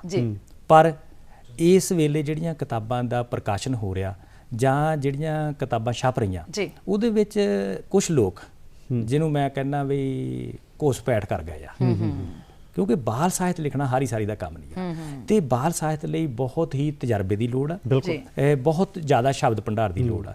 ਉਹ ਲੋਕ ਜਿਹੜੇ ਘੁਸਪੈਠ ਕਰ ਰਹੇ ਨੇ ਉਹਨਾਂ ਨੂੰ ਗਰੇਜ਼ ਕਰਨਾ ਚਾਹੀਦਾ ਇਸ ਚੀਜ਼ ਤੋਂ ਨਾ, ਕਿਉਂਕਿ ਬੱਚੇ ਸਾਡੇ ਪਵਿੱਤਰ ਆਤਮਾ ਹੁੰਦੇ ਨੇ ਤੇ ਉਹ ਪਵਿੱਤਰ ਹੀ ਰਹਿਣ ਦਾ ਵਧੀਆ ਗੱਲ। ਬਿਲਕੁਲ। ਬਲਜਿੰਦਰ ਜੀ ਕਹਿੰਦੇ ਨੇ ਕਿ ਆਨਲਾਈਨ ਸੱਭਿਆਚਾਰ ਜਿਹੜਾ ਨਾ ਉਹ ਸਾਡੇ ਸਮਾਜ ਦੇ ਵਿੱਚ ਬਹੁਤ ਤੇਜ਼ੀ ਦੇ ਨਾਲ ਫੈਲ ਰਿਹਾ ਤੇ ਸਾਹਿਤਕ ਖੇਤਰ ਦੇ ਵਿੱਚ ਕਿਤਾਬੀ ਸੱਭਿਆਚਾਰ ਦੀ ਜਿਹੜੀ ਹੋਂਦ ਆ ਨਾ ਉਹ ਕਿਤੇ ਨਾ ਕਿਤੇ ਸਾਨੂੰ ਲੁਪਤ ਹੁੰਦੀ ਨਜ਼ਰ ਆ ਰਹੀ ਹੈ ਔਰ ਇਸ ਗੱਲ ਨੂੰ ਮੈਨੂੰ ਲੱਗਦਾ ਕਿ ਸਾਰੇ ਹੀ ਤੁਸੀਂ ਵੀ ਬਿਲਕੁਲ ਸਹਿਮਤ ਹੋਵੋਗੇ। ਤੇ ਜਦੋਂ ਅਸੀਂ ਕਿਤਾਬੀ ਸੱਭਿਆਚਾਰ ਦੀ ਗੱਲ ਕਰਦੇ ਹਾਂ ਸਾਡੇ ਸਮਾਜ ਦੇ ਵਿੱਚ ਸਾਡੇ ਬੱਚੇ ਕਿਤਾਬੀ ਸੱਭਿਆਚਾਰ ਤੋਂ ਦੂਰ ਹੁੰਦੇ ਨਜ਼ਰ ਆ ਰਹੇ ਨੇ। ਬਿਲਕੁਲ। ਕਿਵੇਂ ਅਸੀਂ ਉਹਨਾਂ ਨੂੰ ਦੁਬਾਰਾ ਤੋਂ ਇਸ ਕਿਤਾਬੀ ਸੱਭਿਆਚਾਰ ਦੇ ਨਾਲ ਜੋੜ ਕੇ ਔਰ ਬਾਲ ਸਾਹਿਤ ਨਾਲ ਜੋੜ ਕੇ ਰੱਖ ਸਕਦੇ ਹਾਂ? ਨੀਤੂ ਜੀ, ਜਿਹੜਾ ਜੁੜਨ ਦੀ ਗੱਲ ਆ ਨਾ ਜੀ, ਯੁੱਗ ਹੈਗਾ ਪ੍ਰਚਾਰ ਦਾ ਜੀ। ਜਿਸ ਚੀਜ਼ ਦਾ ਪ੍ਰਚਾਰ ਜ਼ਿਆਦਾ ਹੁੰਦਾ ਉਹਨੂੰ ਲੋਕ ਅਪਣਾ ਲੈਂਦੇ ਆ ਜੀ। ਤੇ ਮੈਂ ਪਿਛਲੇ 25-30 ਸਾਲ ਤੋਂ ਦੇਖ ਰਿਹਾ ਜਿਹੜਾ ਸਾਡਾ ਬਾਲ ਸਾਹਿਤ, ਬਾਲ ਸੱਭਿਆਚਾਰ ਤੇ ਬਾਲ ਮਨ ਦਾ ਪ੍ਰਚਾਰ ਤੇ ਪ੍ਰਸਾਰ ਨਹੀਂ ਹੋ ਰਿਹਾ।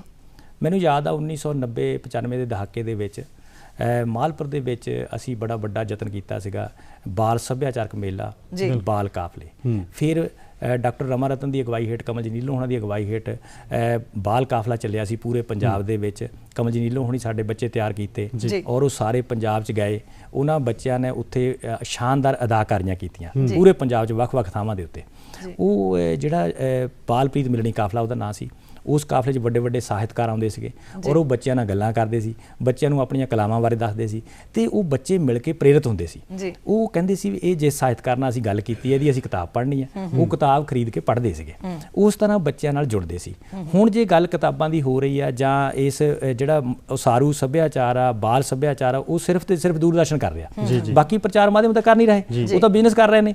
ਸੋ ਲੋੜ ਇਸ ਵੇਲੇ ਮੁੜ ਫੇਰ ਪ੍ਰਚਾਰ ਤੇ ਪ੍ਰਸਾਰ ਨੂੰ ਵਧਾਉਣ ਦੀ ਹੈ, ਉਹ ਲੋਕਾਂ ਤੱਕ ਜਾਣ ਦੀ ਹੈ। ਜਿੱਦਾਂ ਮੈਂ ਗੱਲ ਕੀਤੀ ਸਿੱਖਿਆ ਜਗਤ ਦੇ ਵਿੱਚ ਤਬਦੀਲੀ ਆਈ ਆ, ਬੁੱਕ ਕਲਚਰ ਆਇਆ, ਓਪਨ ਲਾਇਬ੍ਰੇਰੀ ਖੁੱਲੀ ਆ। ਇਸੇ ਤਰ੍ਹਾਂ ਪਿੰਡ ਦੇ ਵਿੱਚ ਲਾਇਬ੍ਰੇਰੀਆਂ ਹੋਣ। ਸਰਕਾਰ ਨੂੰ ਜਿਹੜੇ ਮਹਿਕਮੇ ਨੇ ਨਾ ਉਹਨਾਂ ਨੂੰ ਦੇਖੋ, ਇੱਕ ਸਾਡੀ ਮੋਬਾਈਲ ਲਾਇਬ੍ਰੇਰੀ ਹੋਵੇ ਬੱਸ ਦੇ ਵਿੱਚ। ਨੈਸ਼ਨਲ ਬੁੱਕ ਟਰਸਟ ਇਹਦੇ ਵੱਲ ਬਹੁਤ ਕੰਮ ਕਰ ਰਿਹਾ ਬਿਲਕੁਲ, ਤੇ ਉਹ ਕਦੀ ਆਉਂਦੇ ਆ ਪੰਜਾਬ ਦੇ ਵਿੱਚ, ਉਹਨਾਂ ਵੱਲੋਂ ਕਿਤਾਬਾਂ ਦੀ ਪ੍ਰਦਰਸ਼ਨੀ ਲਾਉਂਦੀ, ਉਹ ਬੱਸ ਵਿੱਚ ਹੀ ਹੁੰਦੀ ਆ, ਜਿਸ ਮਰਜ਼ੀ ਅੱਡੇ ਤੇ ਖੜੀ ਕਰ ਦਿਓ, ਜਿੱਥੇ ਦੁਨੀਆ ਉੱਥੇ ਖੜੀ ਕਰ ਦਿਓ। ਇਸੇ ਤਰ੍ਹਾਂ ਜਿਹੜੀ ਆ ਹਰ ਡਿਸਟ੍ਰਿਕਟ ਦੇ ਵਿੱਚ ਇੱਕ ਲਾਇਬ੍ਰੇਰੀ ਬੁੱਕ ਬੱਸ ਹੋਣੀ ਚਾਹੀਦੀ ਆ। ਉਹ ਦੇਖੋ ਭਾਸ਼ਾ ਵਿਭਾਗ ਸਾਡਾ ਕੰਮ ਕਰਦਾ, ਭਾਸ਼ਾ ਵਿਭਾਗ ਹਰ ਪਿੰਡ ਦੇ ਵਿੱਚ ਜਾਵੇ, ਉੱਥੇ ਉਹਨੂੰ ਖੜੀ ਕਰੇ 2 ਘੰਟੇ ਕਿਤੇ 2 ਘੰਟੇ ਕਿਤੇ, ਤੇ ਉਹ ਲੋਕਾਂ ਨੂੰ ਪਤਾ ਲੱਗੇਗਾ। ਦੇਖੋ ਲੋਕਾਂ ਤੱਕ ਕਿਤਾਬਾਂ ਨਹੀਂ ਪਹੁੰਚ ਰਹੀਆਂ। ਤੇ ਨੰਬਰ 2 ਤੇ ਬੱਚਿਆਂ ਹੱਥ ਅਸੀਂ ਕਿਤਾਬਾਂ ਦਿੰਦੇ ਹੀ ਨਹੀਂ, ਅਸੀਂ ਕਹਿੰਦੇ ਸਿਲੇਬਸ ਪੜ੍ਹ। ਮੇਰੇ ਨੰਬਰ 99% ਚਾਹੀਦੇ ਨੇ। ਮਾਪਿਆਂ ਦਾ ਦਬਾਅ, ਟੀਚਰਾਂ ਦਾ ਦਬਾਅ, ਤੇ ਬੱਚੇ ਨੂੰ ਬਾਲ ਸਾਹਿਤ ਨਾਲ ਕਿੱਥੋਂ ਜੋੜਨਾ। ਬੱਚੇ ਦੀਆਂ ਜਿਹੜੀਆਂ ਅਸਲੀ ਜਿਹੜੀਆਂ ਮਨੋਭਾਵਨਾਵਾਂ ਉਹਨੂੰ ਅਸੀਂ ਦਬਾ ਰਹੇ ਹਾਂ ਜੀ। ਬਿਲਕੁਲ। ਗੁਰਬਾਣੀ ਕਹਿੰਦੀ ਹੈ ਕਿ ਅੰਤਰ ਗੁਰ ਅਰਾਧਨਾ, ਜਿਹਵਾ ਜਪ ਗੁਰ ਨਾਉ, ਨੇਤਰੀ ਸਤਿਗੁਰ ਪੇਖਣਾ, ਸ਼ਰਵਣੀ ਸੁਨਣਾ ਗੁਰ ਨਾਉ, ਸਤਿਗੁਰ ਸੇਤੀ ਰਤਿਆ, ਦਰਗੇ ਪਾਈਏ ਠਾਉ। ਠੀਕ ਹੈ ਨਾ ਜੀ। ਇਹ ਅਸਲ ਦੇ ਵਿੱਚ ਬੱਚਾ ਜੋ ਸੁਣਦਾ ਹੈ, ਜੋ ਵੇਖਦਾ ਹੈ, ਉਹੀ ਕਰਦਾ ਹੈ। ਬੜਾ ਪ੍ਰਭਾਵ ਹੁੰਦਾ ਹੈ ਮਾਪਿਆਂ ਦਾ। ਜਦੋਂ ਇੱਕ ਮਾਪੇ ਸਾਡੇ ਸਮੇਂ ਦੇ ਸੀ, ਸਾਨੂੰ ਪਤਾ ਹੈ ਵੀ ਉਹਨਾਂ ਨੇ ਕਹਿਣਾ ਸਵੇਰੇ 5 ਵਜੇ ਉੱਠੋ, ਪਹਿਲਾਂ ਨਿਤਨੇਮ ਕਰੋ, ਨਹਾਓ ਧੋਵੋ, ਫਿਰ ਆਪਣਾ ਇੱਕ ਡਿਸਪਲਿਨ ਟਾਈਮ ਦੇ ਵਿੱਚ ਹੁੰਦਾ ਸੀ। ਅੱਜ ਮਾਪੇ ਕੀ ਕਹਿੰਦੇ ਨੇ ਕਿ ਜੇ ਅੱਜ ਐਤਵਾਰ ਆ ਗਿਆ ਹੈ ਤਾਂ ਚੱਲ ਕੋਈ ਗੱਲ ਨਹੀਂ, ਬੱਚੇ ਨੂੰ ਸੁੱਤਾ ਰਹਿਣ ਦਿਓ, ਸਾਰੀ ਦਿਹਾੜੀ ਥੱਕਿਆ ਰਹਿੰਦਾ ਹੈ, ਭਾਵੇਂ ਬੱਚੇ ਨੇ ਕੱਖ ਨਾ ਕੀਤਾ ਹੋਏ।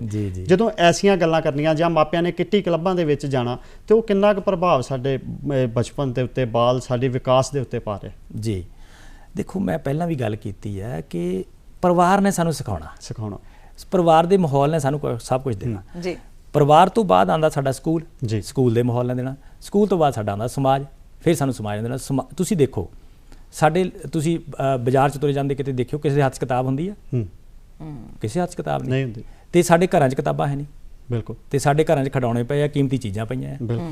ਅਸਲ ਵਿੱਚ ਅਸੀਂ ਕਿਤਾਬ ਦੀ ਮਹੱਤਤਾ ਨਹੀਂ ਜਾਣਦੇ, ਬਾਲ ਸਾਹਿਤ ਦੀ ਮਹੱਤਤਾ ਨਹੀਂ ਜਾਣਦੇ। ਸਾਨੂੰ ਲੋੜ ਆ ਆਪਣੇ ਬੱਚਿਆਂ ਨੂੰ ਉਮਰ ਗੁੱਟ ਦੇ ਅਨੁਸਾਰ ਬਾਲ ਸਾਹਿਤ ਦੀਆਂ ਕਿਤਾਬਾਂ ਦੇਣ ਦੀ, ਬਾਲ ਰਸਾਲੇ ਦੇਣ ਦੀ। ਔਰ ਜਦੋਂ ਤੱਕ ਅਸੀਂ ਕਿਤਾਬਾਂ ਨਾਲ ਟੁੱਟੇ ਆ, ਇੱਕ ਮੈਂ ਤੁਹਾਨੂੰ ਹੈਰਾਨ ਕਰਨ ਵਾਲੀ ਗੱਲ ਦੱਸਦਾ। ਕੇਰਲਾ ਦੇ ਵਿੱਚ ਇੱਕ ਸਾਡੇ ਸੱਜਣ ਗਏ ਰਾਈਟਰ ਦੋਸਤ, ਉਹਨਾਂ ਨੇ ਪੁੱਛਿਆ, ਕਹਿੰਦਾ ਜਦੋਂ ਅੰਗਰੇਜ਼ ਗਏ ਨਾ ਤੇ ਅਸੀਂ ਅੰਗਰੇਜ਼ਾਂ ਤੋਂ ਕਿਤਾਬ ਲੈ ਲਈ ਤੇ ਪੰਜਾਬੀਆਂ ਨੇ ਸ਼ਰਾਬ ਲੈ ਲਈ। ਸੋ ਬੜੇ ਅਫਸੋਸ ਦੀ ਗੱਲ ਹੈ। ਸਰ ਇਹਦੇ ਨਾਲ ਇੱਕ ਚੀਜ਼ ਮੈਨੂੰ ਹੋਰ ਯਾਦ ਆ ਗਈ, ਸੰਦੇਸ਼ ਤਾਂ ਅਸੀਂ ਤੁਹਾਡੇ ਤੋਂ ਜਾਂਦੇ ਜਾਂਦੇ ਲੈਣਾ ਹੀ ਹੈ, ਪਰ ਬਾਲ ਸਭਾਵਾਂ, ਕਿਉਂਕਿ ਜਦੋਂ ਅਸੀਂ ਛੋਟੇ ਹੁੰਦੇ ਸੀ ਤਾਂ ਮੈਨੂੰ ਯਾਦ ਹੈ ਕਿ ਅਸੀਂ ਸ਼ਨੀਵਾਰ ਨਾ ਬਾਲ ਸਭਾ ਲੱਗਦੀ ਹੁੰਦੀ ਸੀ। ਉਹਦੇ ਵਿੱਚ ਕੀ ਹੁੰਦਾ ਸੀ ਕਿ ਬੱਚਿਆਂ ਨੂੰ ਉਹਨਾਂ ਦੀਆਂ ਕਲਾਵਾਂ ਜਿਹੜੀਆਂ ਕਲਾਤਮਕ ਰੁਚੀਆਂ ਉਹ ਉਜਾਗਰ ਹੁੰਦੀਆਂ ਸੀ। ਜੇ ਕਿਸੇ ਦੇ ਵਿੱਚ ਲੇਖਣੀ ਦੀ ਕਲਾ ਹੈ, ਕਿਸੇ ਦੇ ਵਿੱਚ ਡਰਾਇੰਗ ਦੀ ਕਲਾ ਹੈ, ਕਿਸੇ ਦੇ ਵਿੱਚ ਗੀਤਕਾਰੀ ਦੀ ਕਲਾ ਹੈ, ਉਹ ਉਹਨਾਂ ਤੋਂ ਪੁੱਛ ਕੇ ਉਹਨਾਂ ਕੋਲੋਂ ਗਾਇਆ ਜਾਂਦਾ ਸੀ ਔਰ ਅੱਗੇ ਵੱਡੇ ਪੱਧਰ ਤੇ ਵੀ ਲੈ ਕੇ ਜਾਂਦੇ ਸੀ।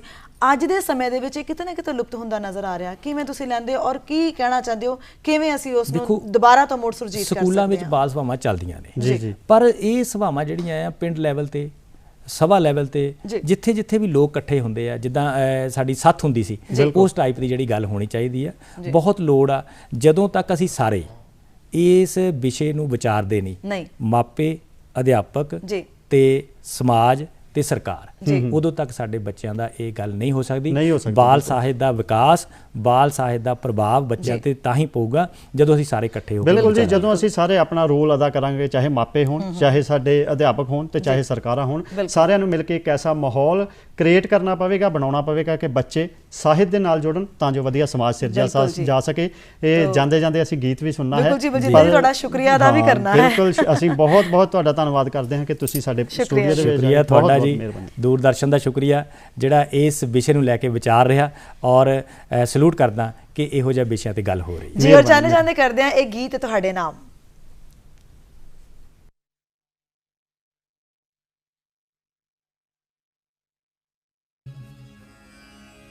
ਕੁੜੀਏ ਕਿਸਮਤ ਪੁੜੀਏ ਤੈਨੂੰ ਇੰਨਾ ਪਿਆਰ ਦਿਆਂ, ਆਪਣੇ ਹਿੱਸੇ ਦੀ ਦੁਨੀਆ ਮੈਂ ਤੈਥੋਂ ਵਾਰ ਦਿਆਂ, ਤੈਥੋਂ ਵਾਰ ਦਿਆਂ। ਕੁੜੀਏ ਕਿਸਮਤ ਪੁੜੀਏ ਤੈਨੂੰ ਇੰਨਾ ਪਿਆਰ ਦਿਆਂ, ਆਪਣੇ ਹਿੱਸੇ ਦੀ ਦੁਨੀਆ ਮੈਂ ਤੈਥੋਂ ਵਾਰ ਦਿਆਂ।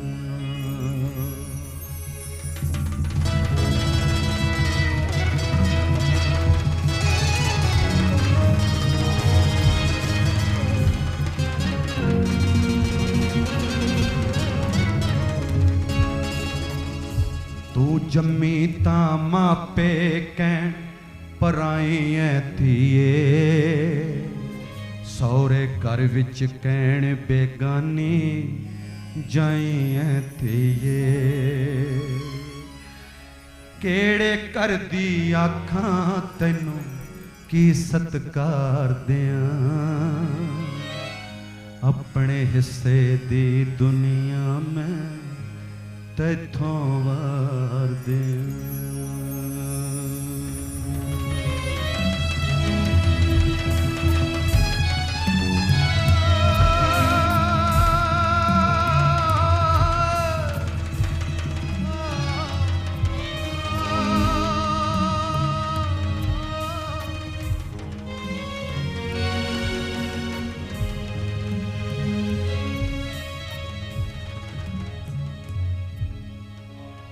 ਇੱਕ ਧੋਬੀ ਲਈ ਸੀਤਾ ਮਾਂ ਨੂੰ ਰਾਮ ਵਿਸਾਰ ਗਏ, ਜੂਏ ਵਿੱਚ ਦਰੋਪਤੀਏ ਤੈਨੂੰ ਪਾਂਡੋ ਹਾਰ ਗਏ।